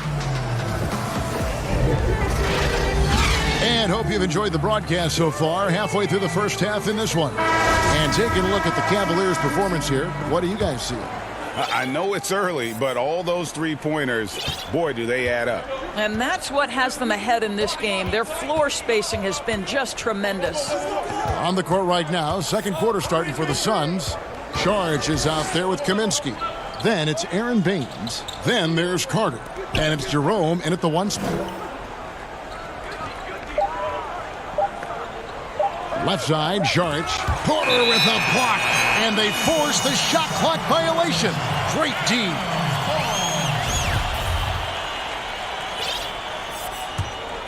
Cleveland leading by 4. Here's Windler. He dishes it to Nance. Over to the wing. Windler, the pass to Porter. Offensive rebound. And Thompson kicks to Garland. Goes back up. It's tipped. Oh, Dario Saric sends it back. Go ahead, sir. And it's Carter missing. Cleveland's gone 3 of 6 tonight when they've let it fly from downtown. Windler with the bucket. Doris, there are these players whose wingspans exceed their height by 6 inches or more. They're called +6s, kind of a new term. Talk about that with the scouts. Look into those numbers. Well, one of the things you like to have in a defensive player is length and versatility along with that length. So guys who maybe their size lists them at one thing, but that length enables them to guard a little bit differently. Guys like Kawhi Leonard, Draymond Green, Montrezl Harrell, all of those guys might be listed a certain size, Kevin, but boy, their length is problematic and makes them such exceptional defensive players. Garland, the pass to Windler. Nance outside. Kaminsky with the double team. The kick out to Porter. Over Saric. Nice spin off the left rim and in. And the Cavaliers lead by 7. The Suns have gone 1 of 3 to start out the second quarter. Jerome passes to Carter. Here's Jerome. Passes it to Baines. Here's Jerome. He's covered by Thompson. There's the triple. No good. Shot missing. And Cleveland the other way now. They'll be off to Charlotte for a game against the Hornets. Hit the road with that, the first of a 5-game run. Attacking in transition, the most consistent way to generate easy looks. The very definition of quality transition offense. If it can end at the cup, it's exactly where you want it. Saric passes to Jerome. To the paint. Here's Baines. Gets an open look and hits. And just using the natural advantage he has, he can see over the top of the defense. And he has got such good touch from that medium range area. It's an option they can always go to. Nance passes to Windler. He kicks to Garland. A chance to extend the lead to double digits, but it's no good. Well, you look at the Suns going forward. They have got to believe a big part of the puzzle is DeAndre Ayton. This guy was the #1 overall pick in last year's draft. You know, a guy with that size from the downtown three-point area, no chance for a defender to alter that shot. It's Thompson off the drive, and it's Thompson with the jam. Wow, what a nice play for Thompson to see a chance to put it on the deck and get to the rim. Doris Ayton, a terrific rebounder. He can score in the paint, and of course, he is still improving. Yeah, what you like about DeAndre Ayton, Kev, is he doesn't just rely on his God-given talent. This guy knows he needs to be more consistent with the jumper, improve his overall defensive awareness, but this guy is willing to put in the work to become a complete and great NBA player. Nance throws it down as the official calls the foul. It may be a three-point play. It's going to be on Saric. Well, just terrific balance from Larry Nance Jr. This guy can accept the punishment on the way to the cup. And the Suns with a completely new group on the floor. That free throw good from Nance. And it's Rubio with the ball for the Phoenix Suns. 7-point differential. 43 seconds left to play here in the half. And Booker kicks to Bridges. 6 on the shot clock. Pass to Ayton. Over Drummond. And it's Ayton missing. Listen, that's a shot he can make, but obviously the defense okay letting him shoot it. The pass to Drummond. Right wing. Osman, the pass to Porter. Some nice passing by Cleveland here. Pass to Nance. And the Nance slams it in. Well, the 2018 NBA dunk contest winner, you can see why there. And here's Booker from the arc. The shot missing. And so it's Cleveland. And now, the 2K Sports Halftime Show. Hey, everybody. The first quarter for the Cavaliers was fairly even. They got their lead up to as many as 8. That's all for now.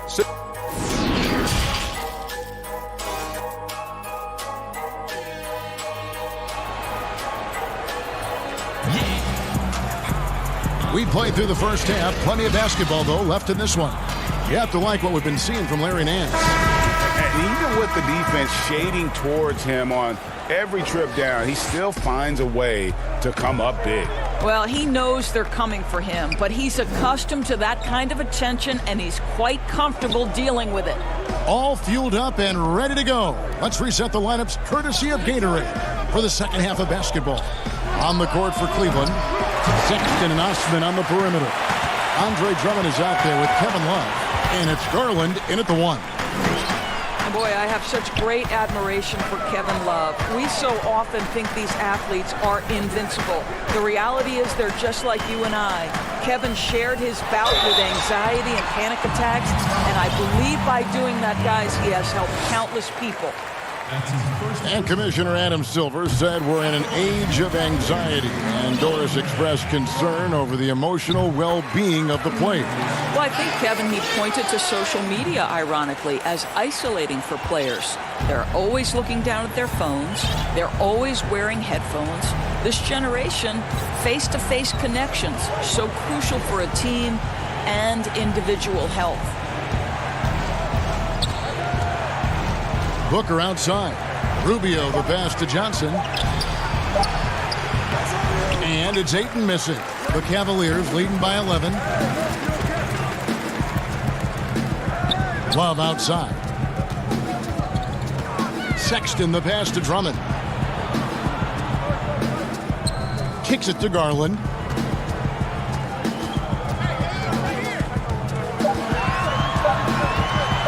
For the 3.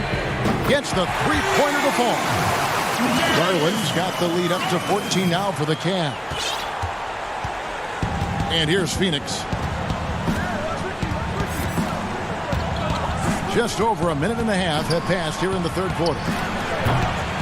Johnson can't get it to go. And out of the gates here in this second half, they have not started well. 0 of 3.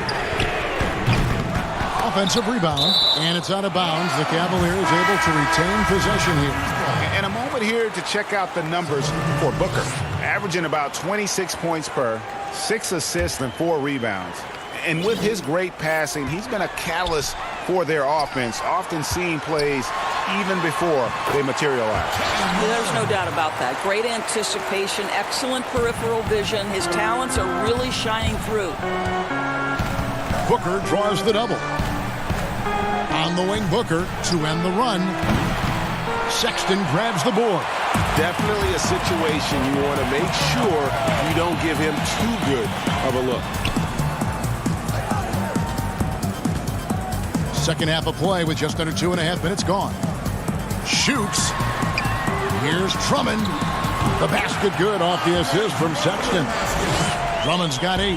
Well, nice job by Colin Sexton to find the open man. You want to see court awareness from the young gun. Booker finds Sharge. From close range. Just a solid performance on the interior. The rebounding has been off the charts. Right around 3 minutes into the second half. Back to Drummond. Lays it up and in off the pretty assist. Drummond's got 6 points in the quarter. Doris, if you had to list a player with all the great talent in this league that's the most difficult to stop one-on-one, who would that be? Well, like in similar situations, I can't give you just one.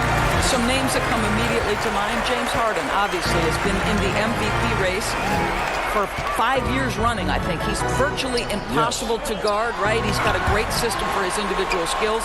Kevin Durant can get any shot he wants at any time. And then the virtuoso that is LeBron James, who can pick you apart with shooting, with scoring, with passing. He's really nothing short of remarkable. Here's Rubio, and the layup is good. Rubio's got his second basket of the night. And with that one, he halts an 11-0 run by Cleveland. Sexton kicks to Love. Drummond in the post. Baines is there. And that one's good. Drummond. And not quite as aggressive from outside as they were in the first half. Sticking to the high percentage shots, playing smart with the lead. The drive by Booker. Can't connect from short range. Well, I'll tell you what, he's going to buy himself a ticket to the bench. If he keeps shooting it like that, he has been putrid here this quarter. Suns trail by 20. They need a good offensive possession. Yeah, they've gone a long time without a bucket. He seems to have just lost his touch. Only one for his first 5 here in the quarter. Passes to Windler. Back to Sexton.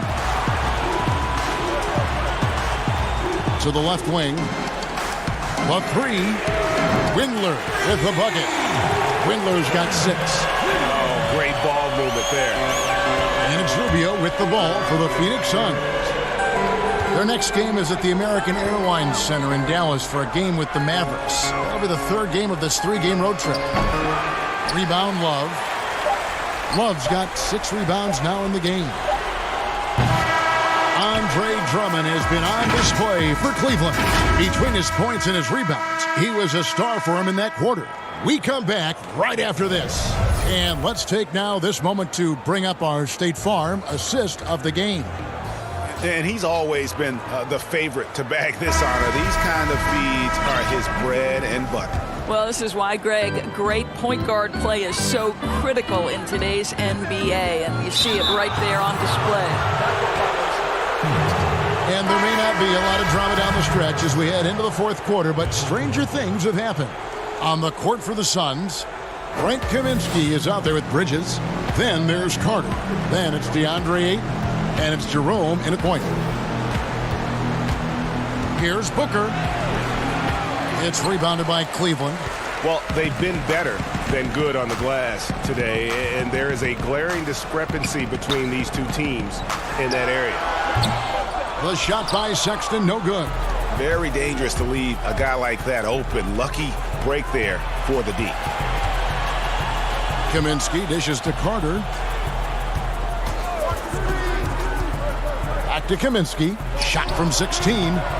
No good on the shot. So Cleveland will take it the other way. Here's Garland. The basket good off the assist from Sexton. Sexton's got 4 assists in the game. The assist totals, Kevin, just continue to grow. They're way ahead in that category. Ball movement has been flawless. Here's Booker. Finds the bottom of the bucket from 13 feet out. You must respect the in-between game of Devin Booker. So good in the mid-range. Porter against Bridges. There's the 3. Cans it from downtown. The defense is far too slow to close out on those 3-point attempts. And Booker kicks to Kaminsky. Dishes to Carter. Booker outside. Here's Kaminsky. The shot's good. Well, that's the court awareness of Mr. Devin Booker. This guy increasingly becoming such a good passer. Garland, the pass to Thompson. The kick out to Porter. Feeds it to Nance. Goes straight through the defender for the dunk. Draws the foul. He'll go to the line. Frank Kaminsky picks one up. Well, not exactly one of those big, burly power forwards, right? He depends on his leaping ability more than those guys, and it serves him just fine, Kev. And Phoenix making a change here. Charge is checked in. You know, even though Larry Nance doesn't handle it on every possession, you can expect him to be a factor on the defensive end and on the glass. Well, that possession to me highlights the importance of creating for your teammates. Pass to Garland. Bridges with the steal. Fast break, here come the Suns. Here's Ayton, and Ayton throws it down. Well, the length and athleticism of DeAndre Ayton make that an easy opportunity. It's deflected. Now the dish to Booker. No one near him. Thompson with the rebound. All alone from mid-range. They know he won't miss many of those. It's Porter outside. Rebound by the Suns. Charge has got his 4th rebound in this one. Booker finds Carter. And Ayton throws it down. Well, the problem is they haven't gotten production from any other spot. But right now, this guy is cooking. Now, here's Garland. Defended by Carter. To the left side wing. On the wing, Thompson. From the arc. Offensive rebound. And there's the pass to Garland. The basket good off the assist from Sexton. Sexton's got 5 assists tonight. Pass to Bridges. Suns moving the ball around. The shot by Sharch. No good. The Cavaliers leading by 21. And as we head to the final buzzer here, a crushing blowout, big-time dominance, and this will go in the record books as a gaudy win for Cleveland. This was a team performing to its fullest capability. A hugely satisfying win, a game that not many will soon forget, and on the other side, one that I think most will try to forget. And a milestone win for the season. This will push their victory total to 20 wins even. And once it becomes official, this win gives them a nice confidence boost against this team. They'll face them twice more this season. And you know, when you look at the huge impact he had, just a monster game for Andre Drummond. Boy, this guy played with some swagger and intensity on the boards tonight, dominating the physical aspect of the game. Well, so great when your offense produces a shot that close to the rim. The rest of the work becomes easier. Sexton dishes to Drummond. And he could not get that one to go. A lot of contact, and he'll go to the line for 2. It's going to be on Sharch. Selected 9th overall in the 2012 draft, Drummond's carved out a nice NBA career for himself. And both free throws good for Drummond. Payne passes to Diallo.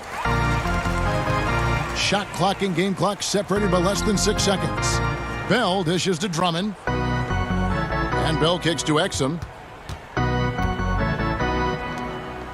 Here's Windler. Back to Exum. Over to the left wing. Drummond passes to Bell. Dellavedova from outside. And that one is off. Here's Payne. It's off. So we see the Cavaliers taking the win here. It was a tale of 2 teams tonight. One that was in total control, operating flawlessly, and the other just searching for answers that they could never find. I mean, the energy here is just... All right, David, great job. Thanks so much. And that'll do it, folks.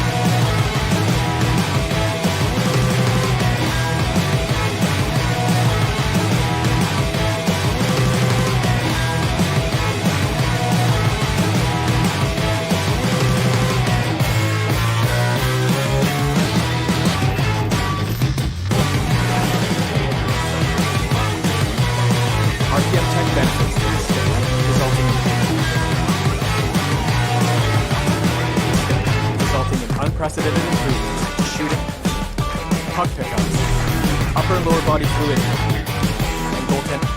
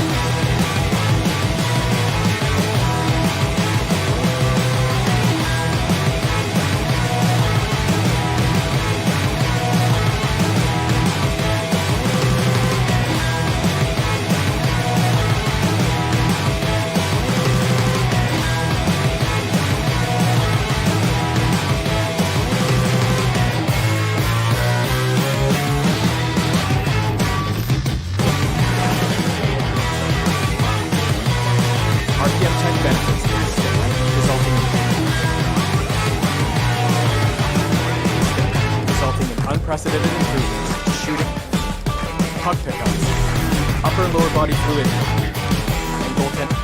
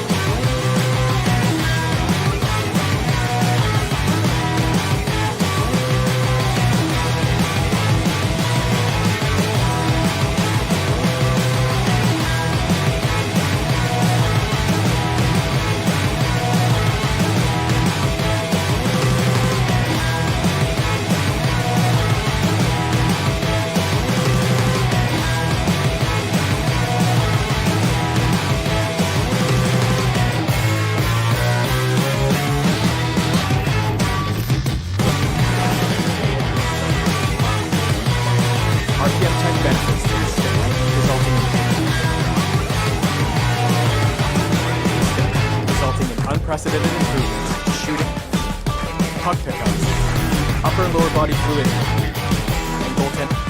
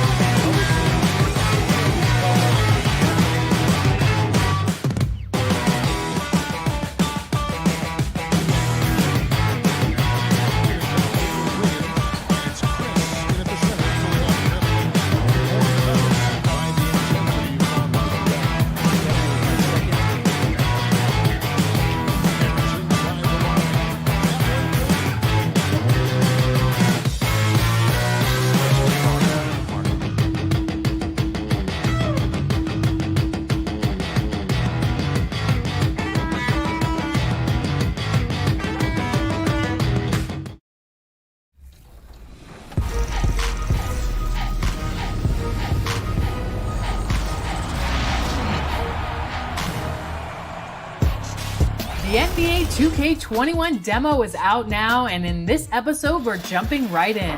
Plus, we look back at our best 2K TV moments of 2K20. And first looks at what's coming up in my team for 2K21.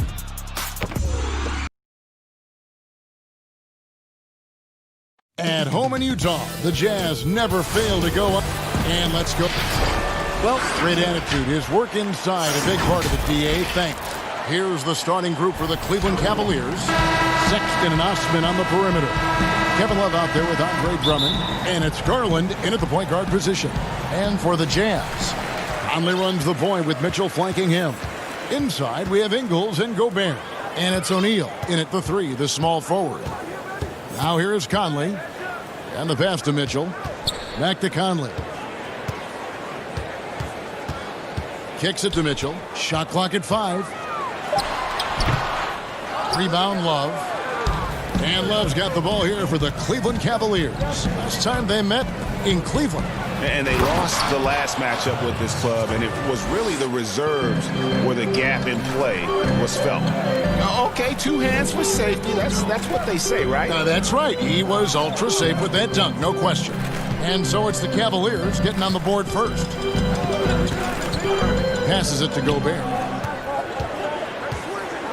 Shoots from the right block, and that's good off the glass that time. Steve, we know it's a long season for the players, but talk about the coaches.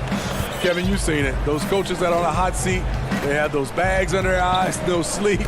Those coaches that have a long contract and they're winning, they're pretty good. And I think the coaches that sleep well is the coaches that have teams that they know that kind of run themselves. Talented, driven. He puts constant pressure on your defense. Now, here's Garland. Covered by Conley.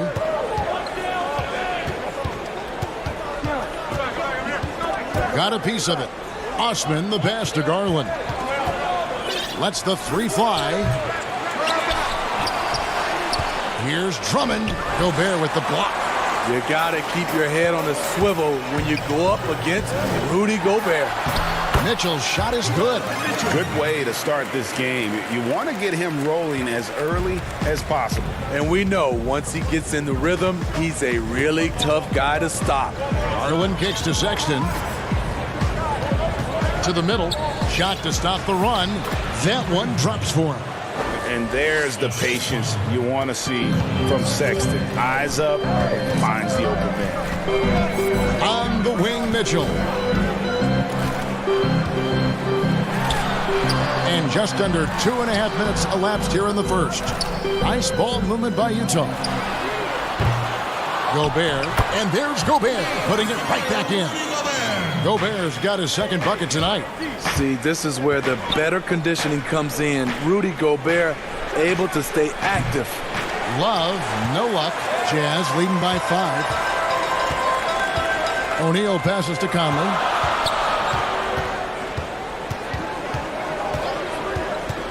Mitchell in the corner. Three-pointer. That shot off. And Cleveland the other way now. Outplayed in the previous game on their schedule, losing to Chicago. You got to give him an A for effort. Just fell a little bit short in that one. Yes, out on the road, it's hard to overcome missed opportunities, even when you're playing hard. And when you look at Utah, this team, year after year, seems to be more than a sum of its parts. I like that they always look for guys with big-time character, unselfish, low-drama players, and there's a confidence with this group. And the vertical of Sexton is amazing. At 6'2", he's just capable of hammering it home. And it's out of bounds. The Jazz able to retain possession here. Well, we've got a moment here. Let's see the league leaders in rebounding, the real stats, the real scores from the real NBA. Number 1, Andre Drummond. 4th, Rudy Gobert. Guys, we're lucky to get to watch two of the league's most outstanding rebounders on the same court here today. Looking at who's out there now for the Jazz. George Niang, he's checked in for Royce O'Neal. And it's Jordan Clark. And, yep, we thought we might see it. And the coach's challenge has been triggered on the personal foul call. And I think when it comes to some of the more difficult calls to make, personal fouls can be tough. The action is so fast that it's really tough to catch everything in real time.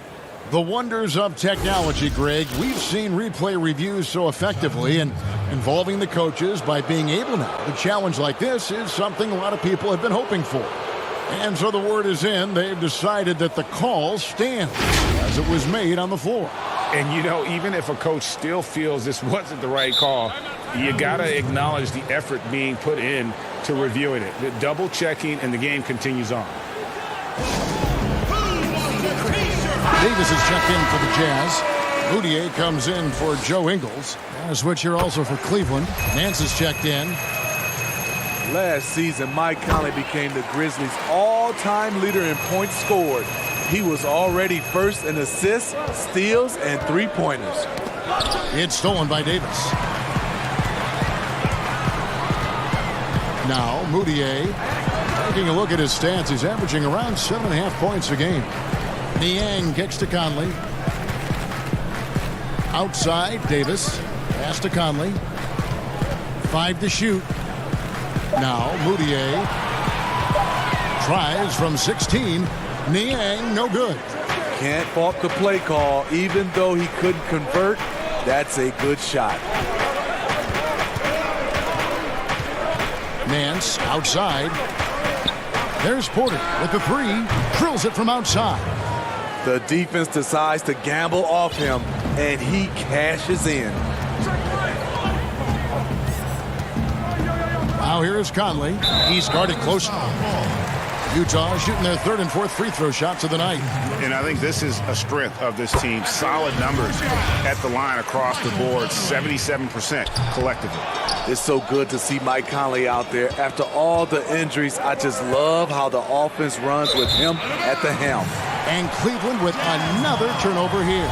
Boy, if you're the coach, you hate to see that kind of miscommunication between your guys. The feed now to Moutier. Stolen by Thompson. And now the fast break. Garland with the ball. Wide open, couldn't capitalize.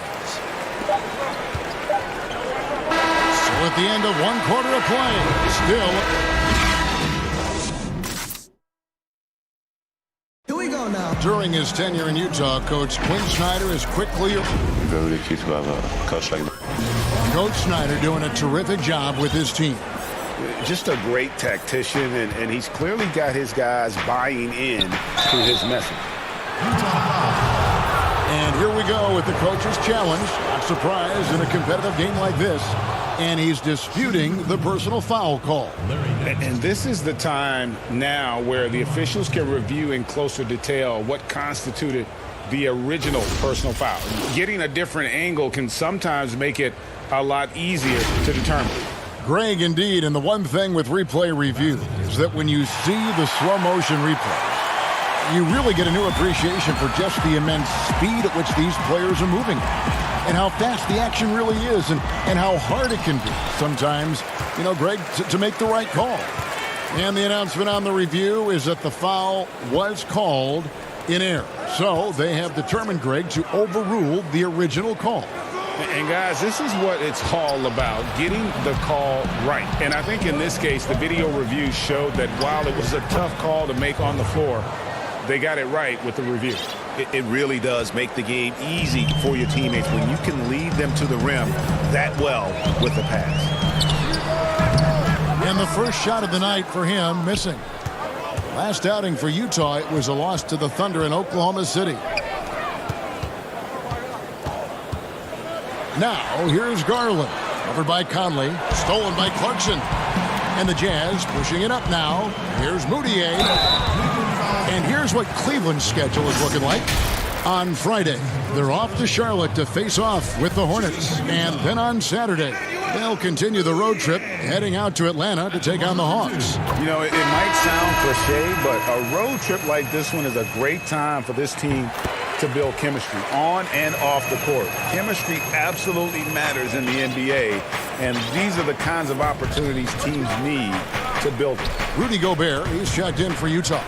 Colin Sexton, he's checked in for Cleveland. Porter passes to Thompson. The rebound by the Jazz. Gobert's got 4 rebounds now tonight. And the 7-foot Frenchman, Rudy Gobert, former Defensive Player of the Year. They call him the Stifle Tower.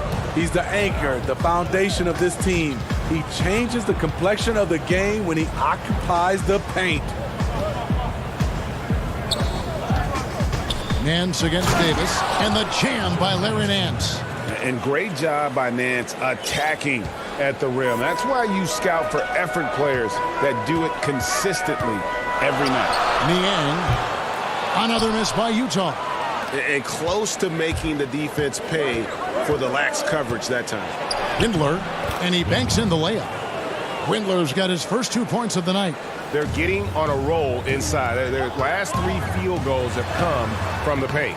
They get it back. Gobert can't hit. Woo, blown opportunity right there. Won't get many chances easier than that one. Wasted no time on that one. And now a 3-point Cavalier lead. A much better quarter for them shooting the ball. It can be a little disheartening when you do everything right and come away with nothing. Thompson, high post. Gobert on him. And Jordan Clarkson is going to pick up the foul. That is his first foul of the game. And the Jazz with some changes. Joe Ingles, he's checked in for Davis. Royce O'Neal comes in for George Niang.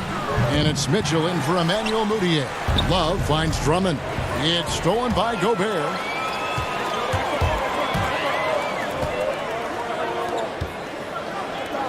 Ingles passes to Mitchell. To the left side wing. And 2 free throws coming up, unable to get that one to go with all the contact. And the Utah Jazz, not exactly a magnet for big-name free agents, Greg, but for their young star, Donovan Mitchell, it has been a perfect fit. They needed a scorer. He's played big minutes from day one and really thrived in that role. He stands 6'3", but Donovan Mitchell's 6'11" wingspan more than compensates. He has the tools to be an elite two-way player. The kick out to Porter. Pass to Osman. Sexton deciding where to go with it. Stolen by Clarkson. One-on-one here. Here's Mitchell. Oh, and the dunk by Mitchell. I got a feeling Donovan Mitchell will be watching this highlight over and over and over. And look at the physical profile for Mitchell, a world-class athlete. And it's his aggressiveness for me that puts him over the top. Doesn't shrink from the big moments. He embraces that spotlight. Moving it around, 8 of their last 10 coming off assists. Jazz trail by 3. O'Neal with it. He had a 15-point outing in their last game against Oklahoma City.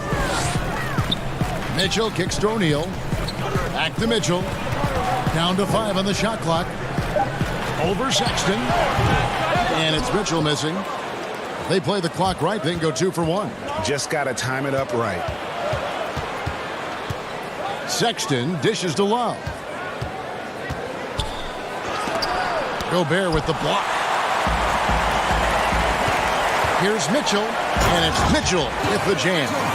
We've talked about it before. Unselfish, great awareness. Ingles willing to turn down the shot if someone can break free. Sexton's shot is good. The Jazz shooting 32% overall right now, not one of their better showings. Mitchell passes to Gobert. Puts it up from 12. A putback. Controls the rebound and puts it back up and in.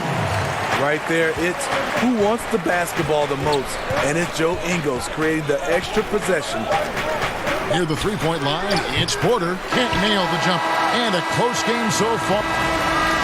All right, David, thank you, and stay with us, folks. We'll be back just after halftime. The 2K Sports Halftime Show. Hey, everybody, good to see. The first quarter for the Cavaliers was fairly even. They never dug too deep a hole for themselves. And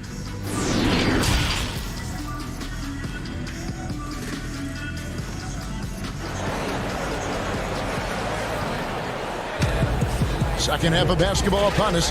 We may be in for an exciting finish based on how close of a game it's been so far.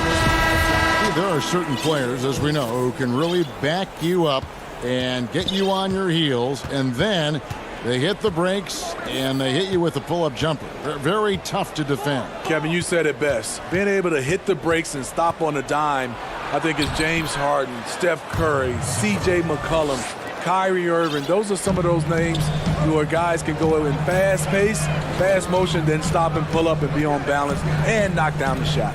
Our second half of basketball, and presented by Gatorade. Let's see who's all fueled up and on the floor to start the third. And so in the game for the Cavaliers, Ashman and Love are the forwards. Garland and Sexton man the backcourt. And it's Drummond in at the pivot spot, manning the middle. We get a break in the action, so let's take a look at the West and how the teams are stacking up. You look at Utah, advantage in one series. And seeing where Utah is this season has been, it's been solid.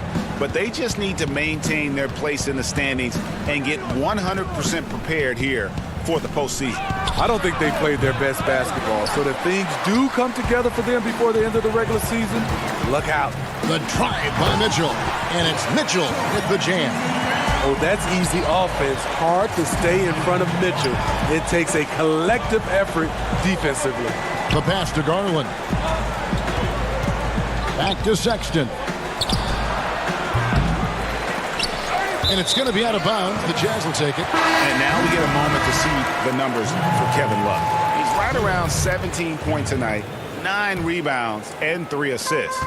And I'm not sure he can play any better than he has. I mean, surprising a lot of people with this play here of late. Therein lies the question. Has he reached a new level in his game, or is this just a hot streak that'll eventually cool down? We'll see. Over a minute and a half into the third quarter of action. And out of bounds as Utah gains possession. Let's check out some of the best shooting teams out there. The fourth spot held by the Jazz. So patient on the offensive end. I mean, they're not going to force shots, and it's that selectiveness that's yielded such an impressive field goal percentage. Emmanuel Mudiay's checked in for Mitchell. Cleveland also making some changes. Thompson comes in for Andre Drummond, and it's Nance in for Kevin Love. Conley kicks to Mudiay. And the layup's good off the glass. And the Jazz lead by 3. Terrific game plan coming out of halftime. A perfect 3 for 3 from the field. Good on the bucket. Nance has got his second bucket of the night. Yeah, this league is in good shape when you talk about guys like Nance. The consummate role player does everything that's asked of him. And good that time. They're finding lanes to the hoop now with consistency. 5 buckets in a row from the paint. Garland dishes to Thompson. And it's Thompson with the jam. And this is where Thompson likes to get his touches, right at the basket. Jazz have gone 4 for 4 from the field since the halftime break. Terrific start to the third quarter. Passes it to Davis.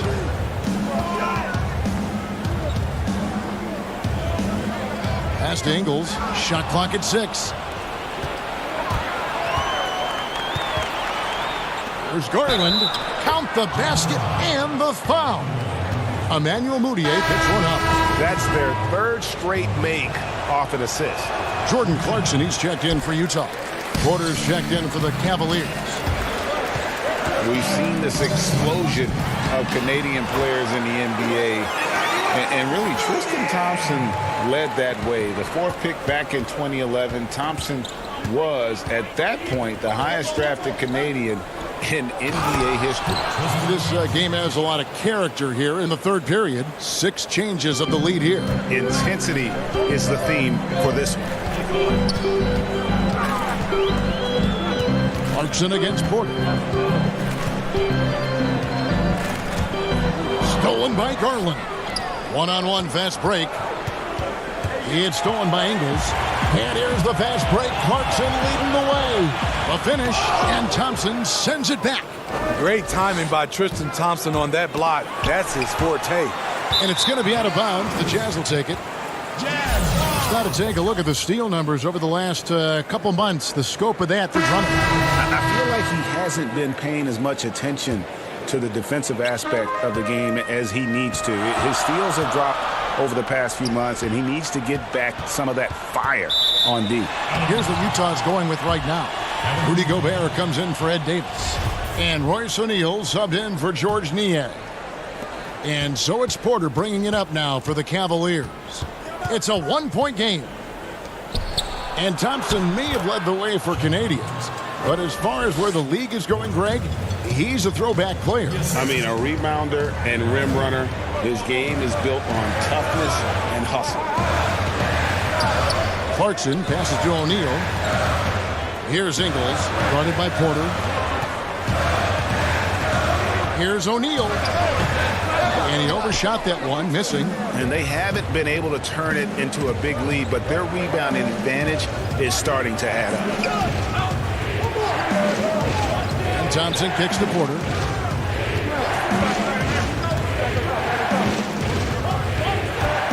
Back to Thompson.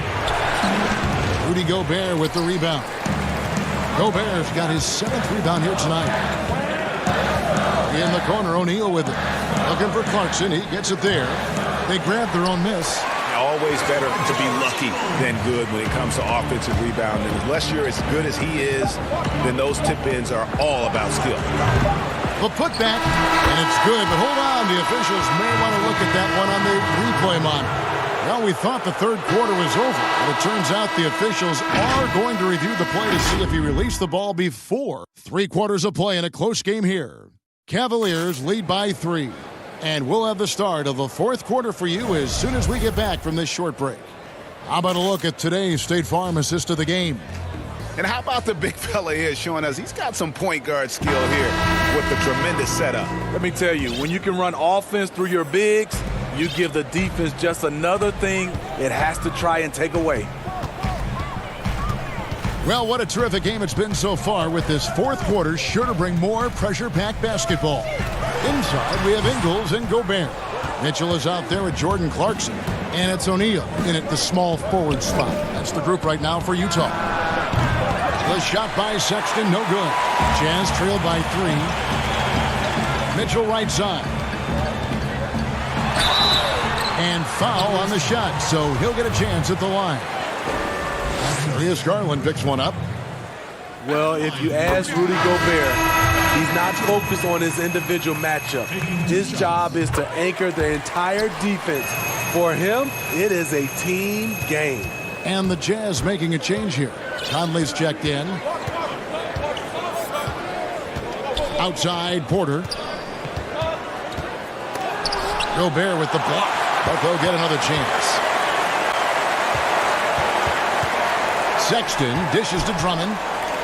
A second chance effort. Love trying to break loose.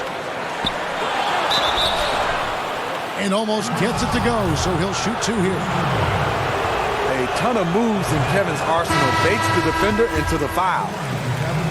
And for big men like Gobert, their impact felt by every offensive player on the floor, not just the man he's guarding. Kevin, he's an elite shot blocker, but it's also the shots he alters. His presence alone creates doubt in the mind of shooters. Cedi Osman, he's checked in for Cleveland. Here's Mitchell to tie it up. He lays it in. Mitchell's got it all tied up now for the Jazz. Mitchell doing a good job. In order to have a chance in this league, you've got to be able to score. He's done that tonight. Garland, the pass to Osman. Once again off the mark by Cleveland. And it's Utah's ball. They've only given up 1 point in the fourth quarter. Following this one, they get to host the Pelicans. That'll be the second of 4 games at home for them. Banked in off the glass. Osman's got his first points of the night.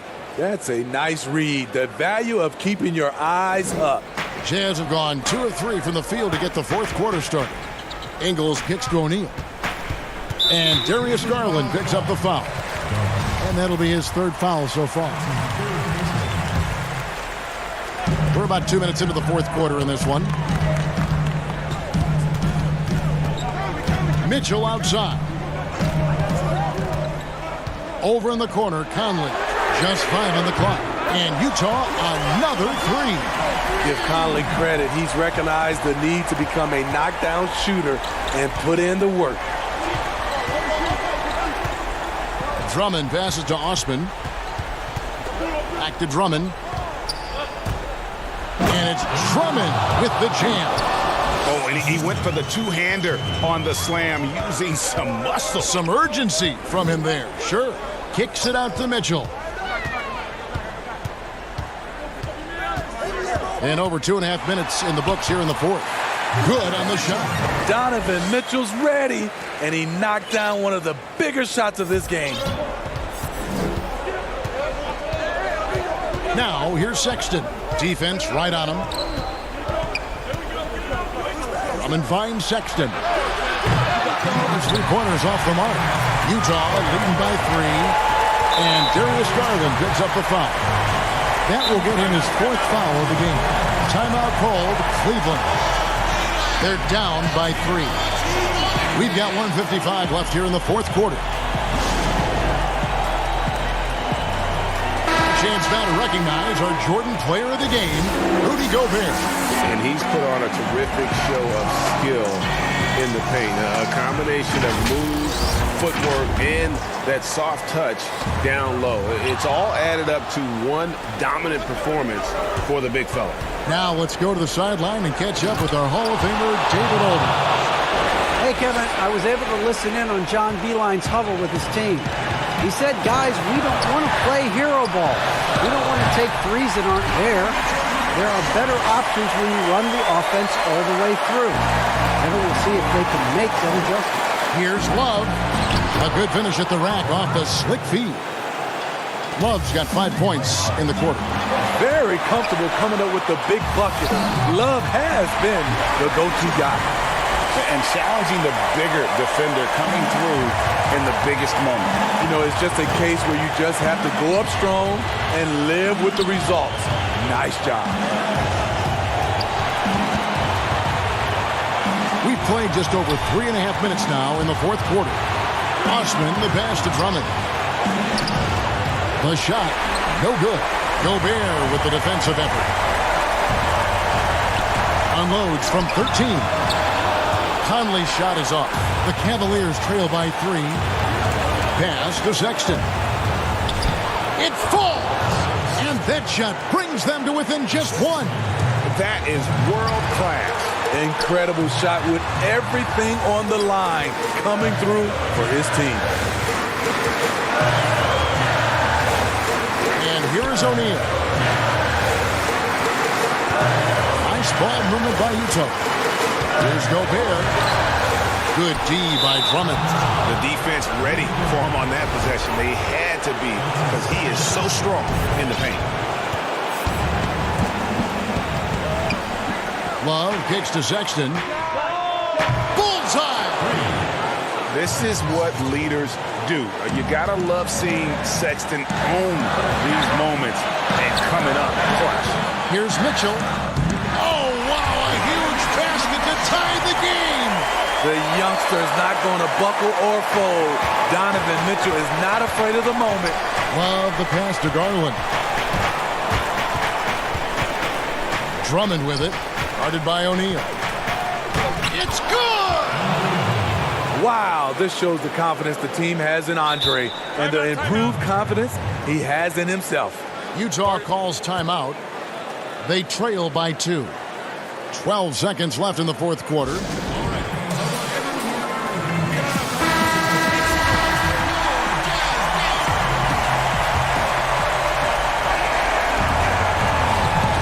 Poke loose. O'Neal kicks to Ingles. Down low. Here's Mitchell. Oh, no good. Fires it up. Off target.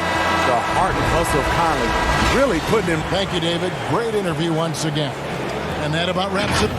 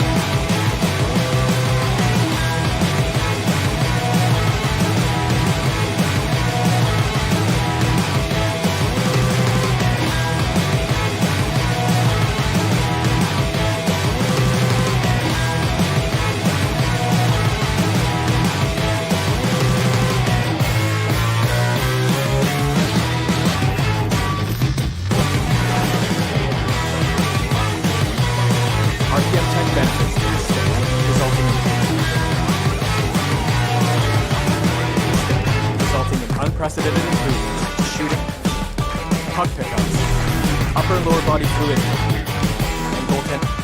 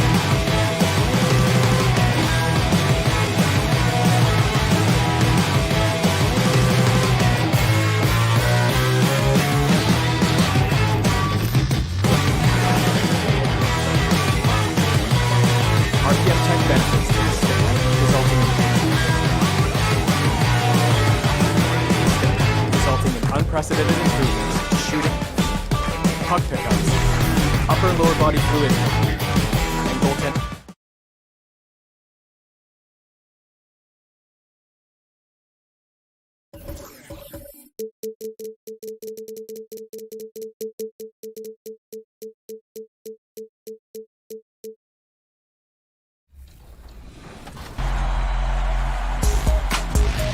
Welcome to the special edition of 2K TV. The wait is almost over. We are just days away from 2K Day and the launch of NBA 2K21. And if you can't wait, you can get early access to the NBA 2K21 demo right now. Here's how you get started.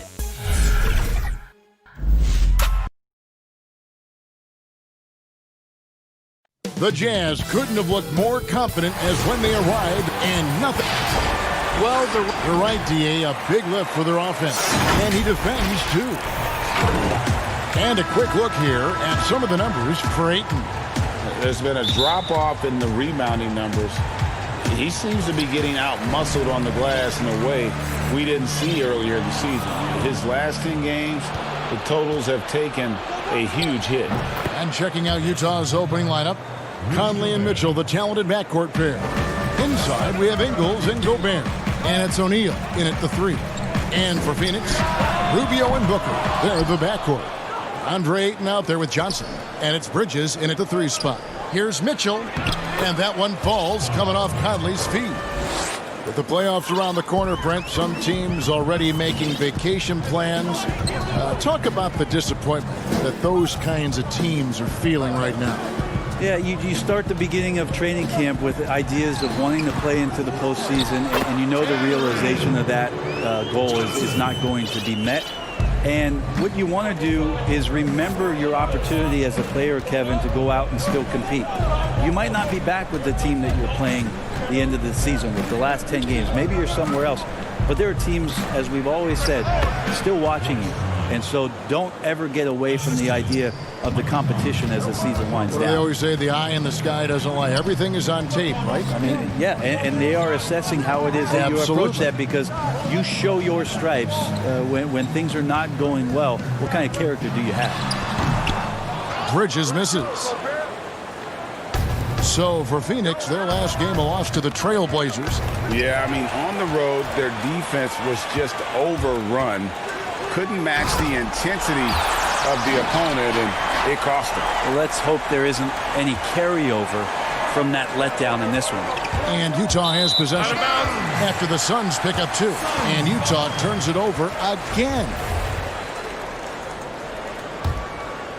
Here is Rubio. He had a 21-point outing in their last game against the Trailblazers in Portland. Pass to Ayton.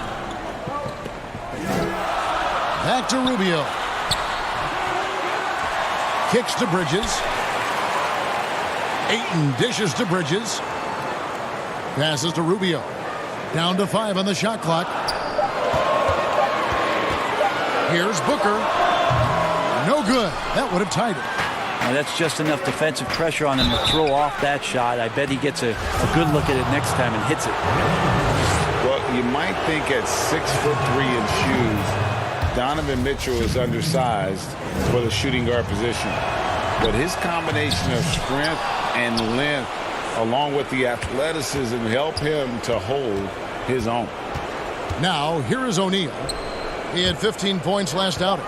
Out of bounds, Phoenix takes possession. And a quick check now. The NBA's top rebounds. 4th, Rudy Gobert. And you can't win games without rebounding the basketball. That's what has made him such an important part of what they do. And Phoenix making a change here. Sharge is checked in. And Utah with a change here, too. Jordan Clarkson, he's checked in for Royce O'Neal. Greg, nowadays, teams looking for +6 players. That's a player whose arm span exceeds their height by at least 6 inches. Yeah, Donovan Mitchell, how about a +9? I mean, a little over 6'1" in socks with a 6'10" wingspan. Those long arms, the reason for the Spider nickname. Another miss by Utah. Suns trail by 3. And Booker kicks to Ayton. The pass to Rubio.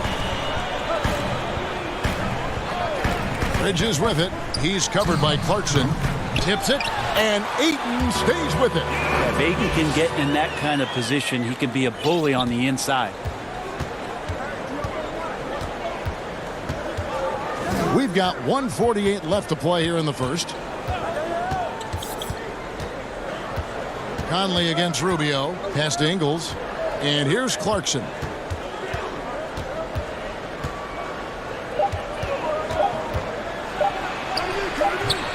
Phoenix grabs the miss. I'm not sure where the lack of focus comes in there, Kevin. That's not like him. The defense is close, but there's enough space to score. Just setting the tone with an aggressive move to the rack. And where's the help defensively? Are you asking me, GA? I'm not sure. Here's Clarkson. Devin Booker picking up that last basket. Back to Clarkson. Three-pointer. Saric grabs the board. The Suns leading. And the whistle blows. It's going to be on Michael Conley.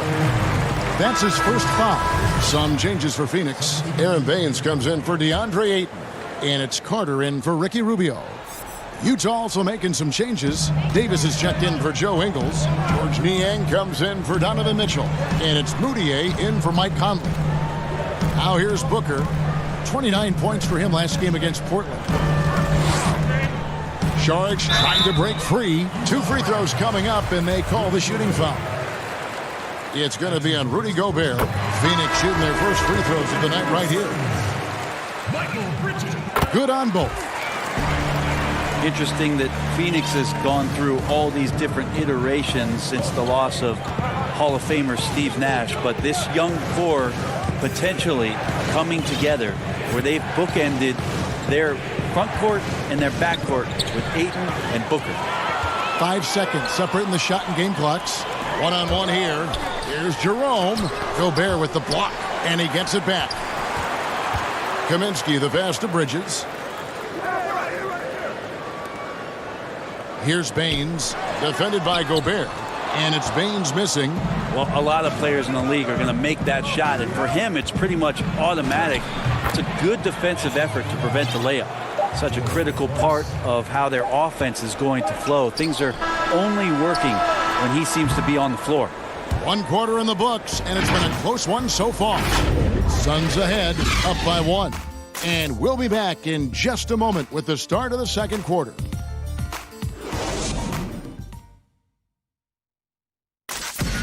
Rudy Gobert talks about his expectations for the team. Every year I want to keep getting better. Well, and as a competitor, this is what you should be thinking, and Greg, you should be talking about, winning a title. For sure. I mean, it'll take a lot of work, but Gobert sounds like he's up for the challenge of proving the doubters wrong. Welcome back to Noche Latina, celebrating the Latin culture and their love for the game of basketball. It just keeps growing. And from what we've seen, guys, from Phoenix, what do you guys see? Yeah, in that first period, they looked to push in transition at every opportunity. It felt like they knew that there were openings in transition and just wanted to keep trying to feed that, get out quick. On the floor for Utah, getting going here in the second quarter. They've got Jordan Clarkson. Davis is out there with Gobert. Then it's Moutier, and it's Niang in at the small forward. Here is Carter. 8 points his last outing. Pass to Baines. He kicks it to Johnson. Second shot opportunity. Carter looking around. Here's Kaminsky. Tries it again. Shoots it up. Kaminsky. It's good on the putback. And gotta like what they've been doing down low in the post. Here's Davis. It's not going to go for him. And Phoenix the other way now.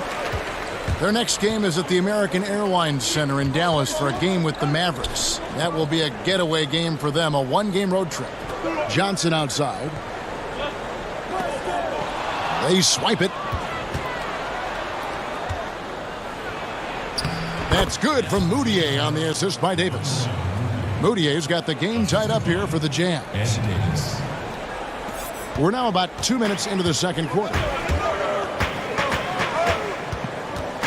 Here's Jerome, defended by Moutier. What improvements, Brent, do you like to see out of players going from season 1 to their second season in the league? Biggest thing, Kevin, turnovers. Player comes into the league, has an opportunity to play, wants to rush things, plays too fast, doesn't have an ability to slow down and make reads. From season 1 to season 2, and given the role and responsibility for that player, when you watch a guy whose ability to take away the mistakes, the simple mistakes he made last year, that's growth. Because it's connected to so many other areas of his game. Right, and he's not trying to do things that he wasn't capable of doing when he came into the league last year. He's understanding more of where it is that he's best suited in possessions and for that offense. Good explanation. Just 5 to shoot. Out to the right wing. From deep three-point range, they get it again. The putback. Up again. Just couldn't take the lid off. They had their chances, but came up empty. And so it's Carter who brings the ball up for the Phoenix Suns. They've only allowed 5 points in the quarter. And now Utah, fast break. Moutier, no good. And the rebound battle split evenly thus far. Basket, good. Carter's got the lead up to 4 now for Phoenix. They are just killing them on the interior. Gobert, and slam dunk by Gobert.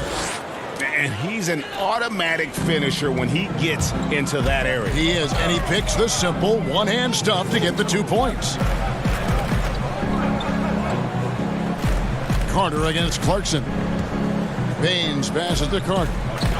It's deflected. Yeah, one player sometimes can drag down your offense, and he seems to be an anchor here in this quarter. That one goes. Count it. Moutier's got his second bucket of the night. And when Moutier takes off on drives like that, it's almost impossible to be in front of him. Pass to Jerome. All sorts of time. Rebounded by the Jazz. Gobert's got rebound number 7 for him tonight. And Moutier throws it down. Felt like they might have to open up the roof as Moutier looked like he was jumping out of the building. 43 seconds left in the second quarter. 2 for 1, probably the way to go. Don't want to rush it, but you don't want to take too much time here. And out of bounds as the Jazz gain possession. And the Suns with a completely new group on the floor. So Utah going with an almost entirely new group here. Joe Ingles, who's checked in for Gobert. O'Neal comes in for George Niang. Donovan Mitchell's checked in for Jordan Clarkson. And it's Conley in for Emmanuel Moutier. 7-second difference, shot and game clock. Mitchell dishes to Davis. 6 to shoot. Mitchell kicks to O'Neal. Shoots over Bridges. And it's going to be a 24-second shot clock violation. They turn it over.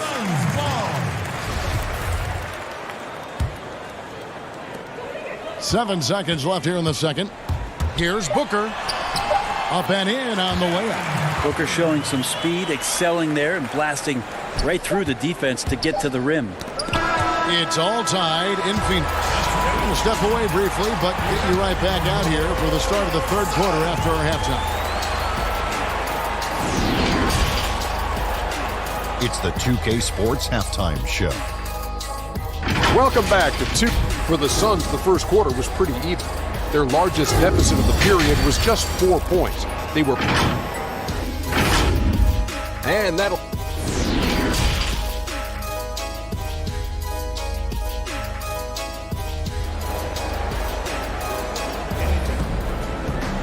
And we're halfway through this one. Plenty of basketball left in a game that's been fairly even so far. Nice game. Great performance by Emmanuel Moutier. Really impressed with the shot selection through the first half. Just taking what he can get from the defense. Yeah, I'm thinking back to the first half. I'm wondering, did he take a low percentage shot? Everything efficient. Well, we've got a moment. Let's set the floor. Brought to you by Gatorade. All fueled up for the second half. And Phoenix looking who they've got on the floor. Rubio and Booker. They're the backcourt. Bridges out there with Johnson. And it's Ayton in at the pivot spot, manning the middle. And over the course of his career, Mike Conley taking on more and more of the leadership mantle. He's embraced it, Kevin. And he said letting his hair down was a way of letting go and just being confident in himself.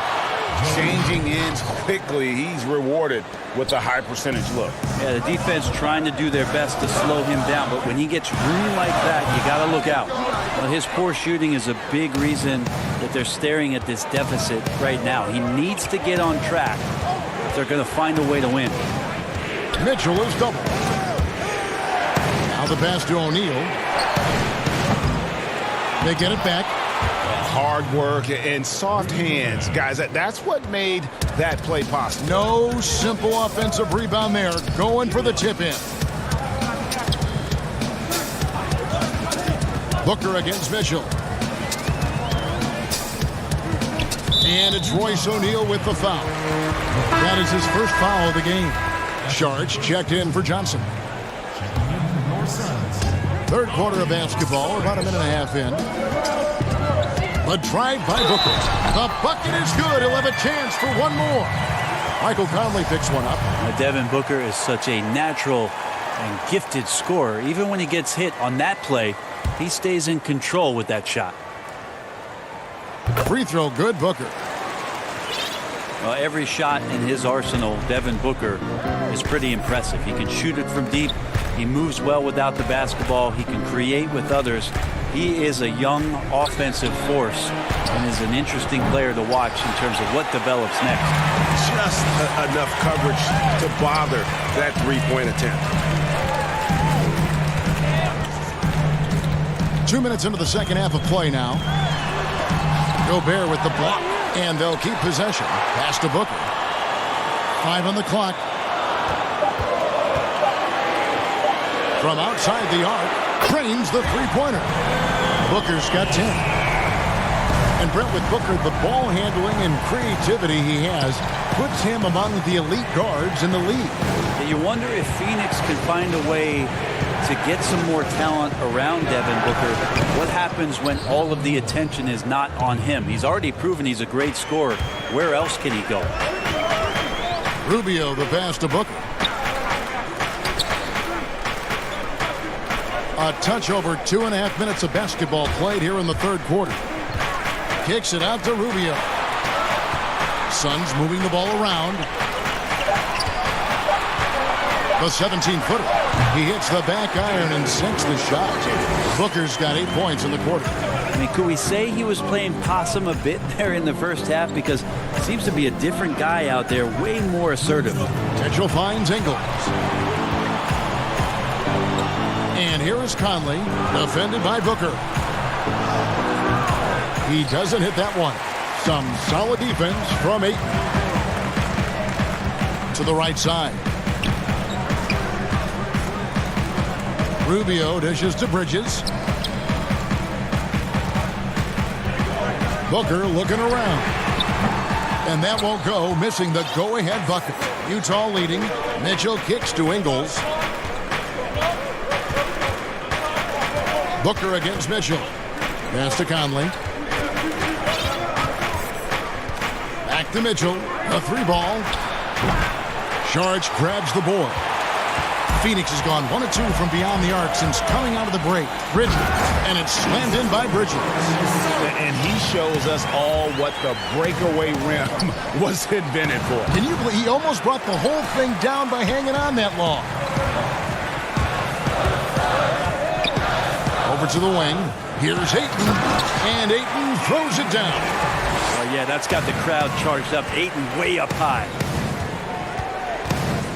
Conley, the pass to O'Neal. Another miss by Utah. They time it right. They can end this quarter with a 2-for-1. And that's how you want to end the quarter. Here's Ayton. And that one. Folks, the coach's challenge has been initiated for a personal foul. Close game like this, and he thought it wasn't a good call. And I think when it comes to some of the more difficult calls to make, personal fouls can be tough. The action is so fast that it's really tough to catch everything in real time.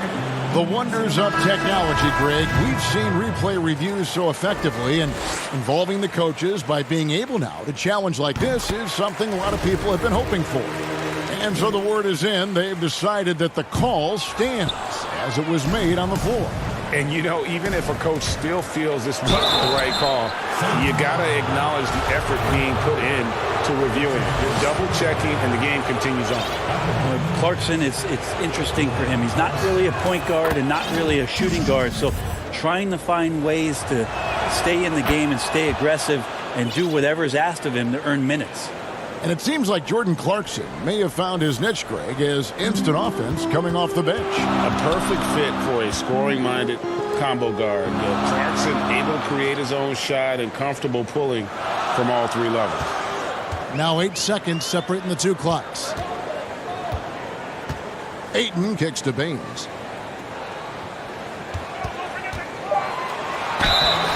Shooting foul as the whistle blows. He'll shoot 2 free throws. And really the defense fouling there to prevent the layup, but that's exactly what you need to do. Taking 2 shots.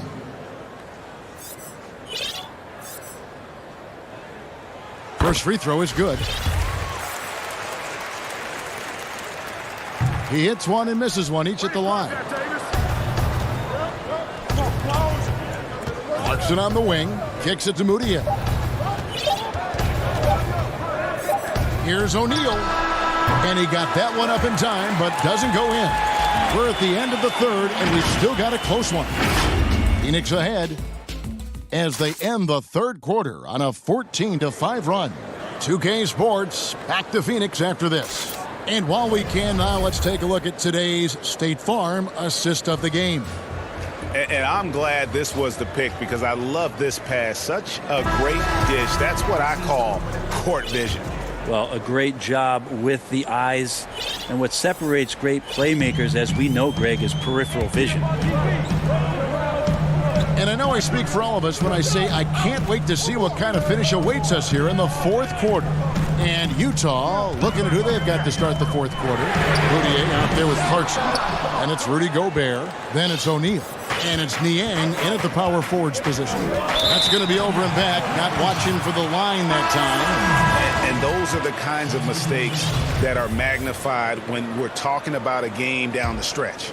Ricky Rubio checked in for Phoenix. Joe Ingles, he's checked in for the Jazz.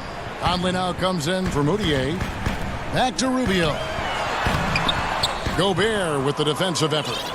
And the pressure he put on that shot forced the miscue. Those are all the little things about effort there. He just gets out there and contests, and that's just enough. Passes it to Ingles.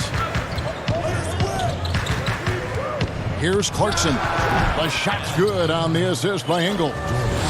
Clarkson's got it all tied up now for Utah. 1 minute now into this fourth quarter. Rubio against Conley. Baines passes to Rubio. Saric outside.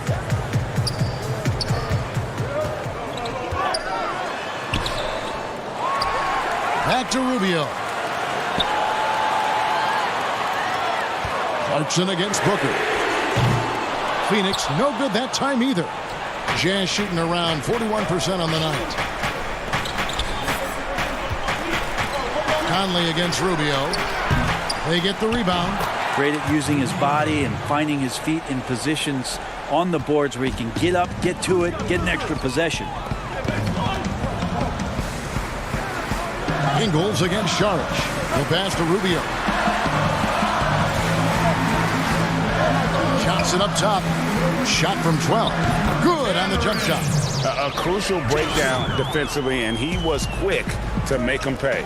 You might see this in the early part of the game, but at this stage in the game, that's just really something unacceptable. He's a great mid-range scorer. Conley dishes to Clarkson. Offline with his three. The Suns have gone 1 of 5 from the field here in the fourth. A lot of misses, just the one make. And that one, good. Well, Clarkson can get inside. He's athletic to do that, and then needs the touch in that area. Showed it off there. Booker finds Saric. On the wing, Johnson. Booker outside.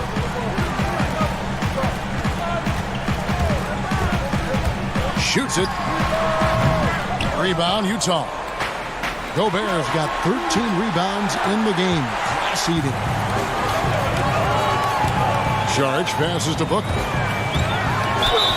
Whistle blows. Basket is good.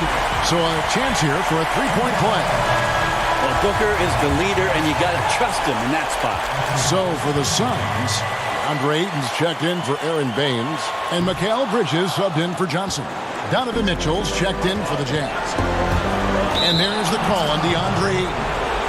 That is his first foul of the game. We've got 1:55 left in the fourth quarter. Here's Mitchell. Terrific swat. Oh, man, 7-1. Not a good idea to challenge Ayton there. Booker against Mitchell. To take the lead. No good from Booker.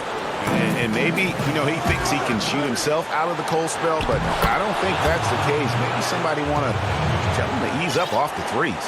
And that was the right call. When you need a basket, go to the guys you trust the most. Yeah, whether it's teammates or the coaching staff, hopefully a combination of both, but when it gets close, he's getting the ball. It's deflected. Here's Mitchell, and right through it goes. Now it's a 4-point Jazz lead. And so Booker will bring it up for the Phoenix Suns. Rubio dishes to Saric. Takes it out to Booker. From deep. And it's out of bounds. Last touch by Booker. Aaron Baines, he's checked in for Phoenix. Johnson comes in for Bridges.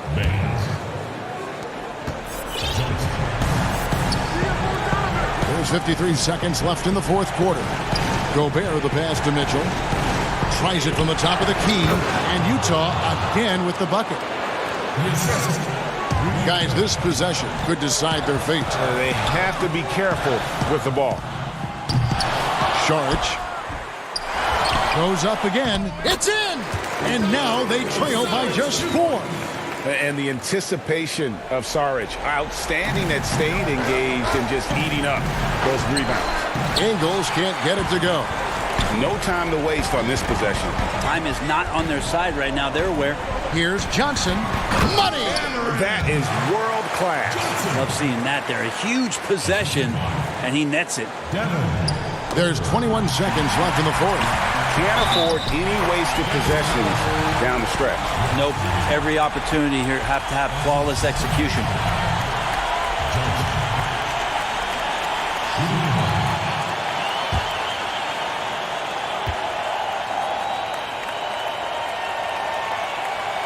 He sinks the clutch free throw. Not only ties it up with the hoop, but puts them in front now with the free throw. That could be the play of the game if they come out on top. Mitchell kicks to Gobert. Pass to Ingles. Shot from 12. Oh, no good on the dunk. And there's Gobert putting it right back in. And he's now got the double-double.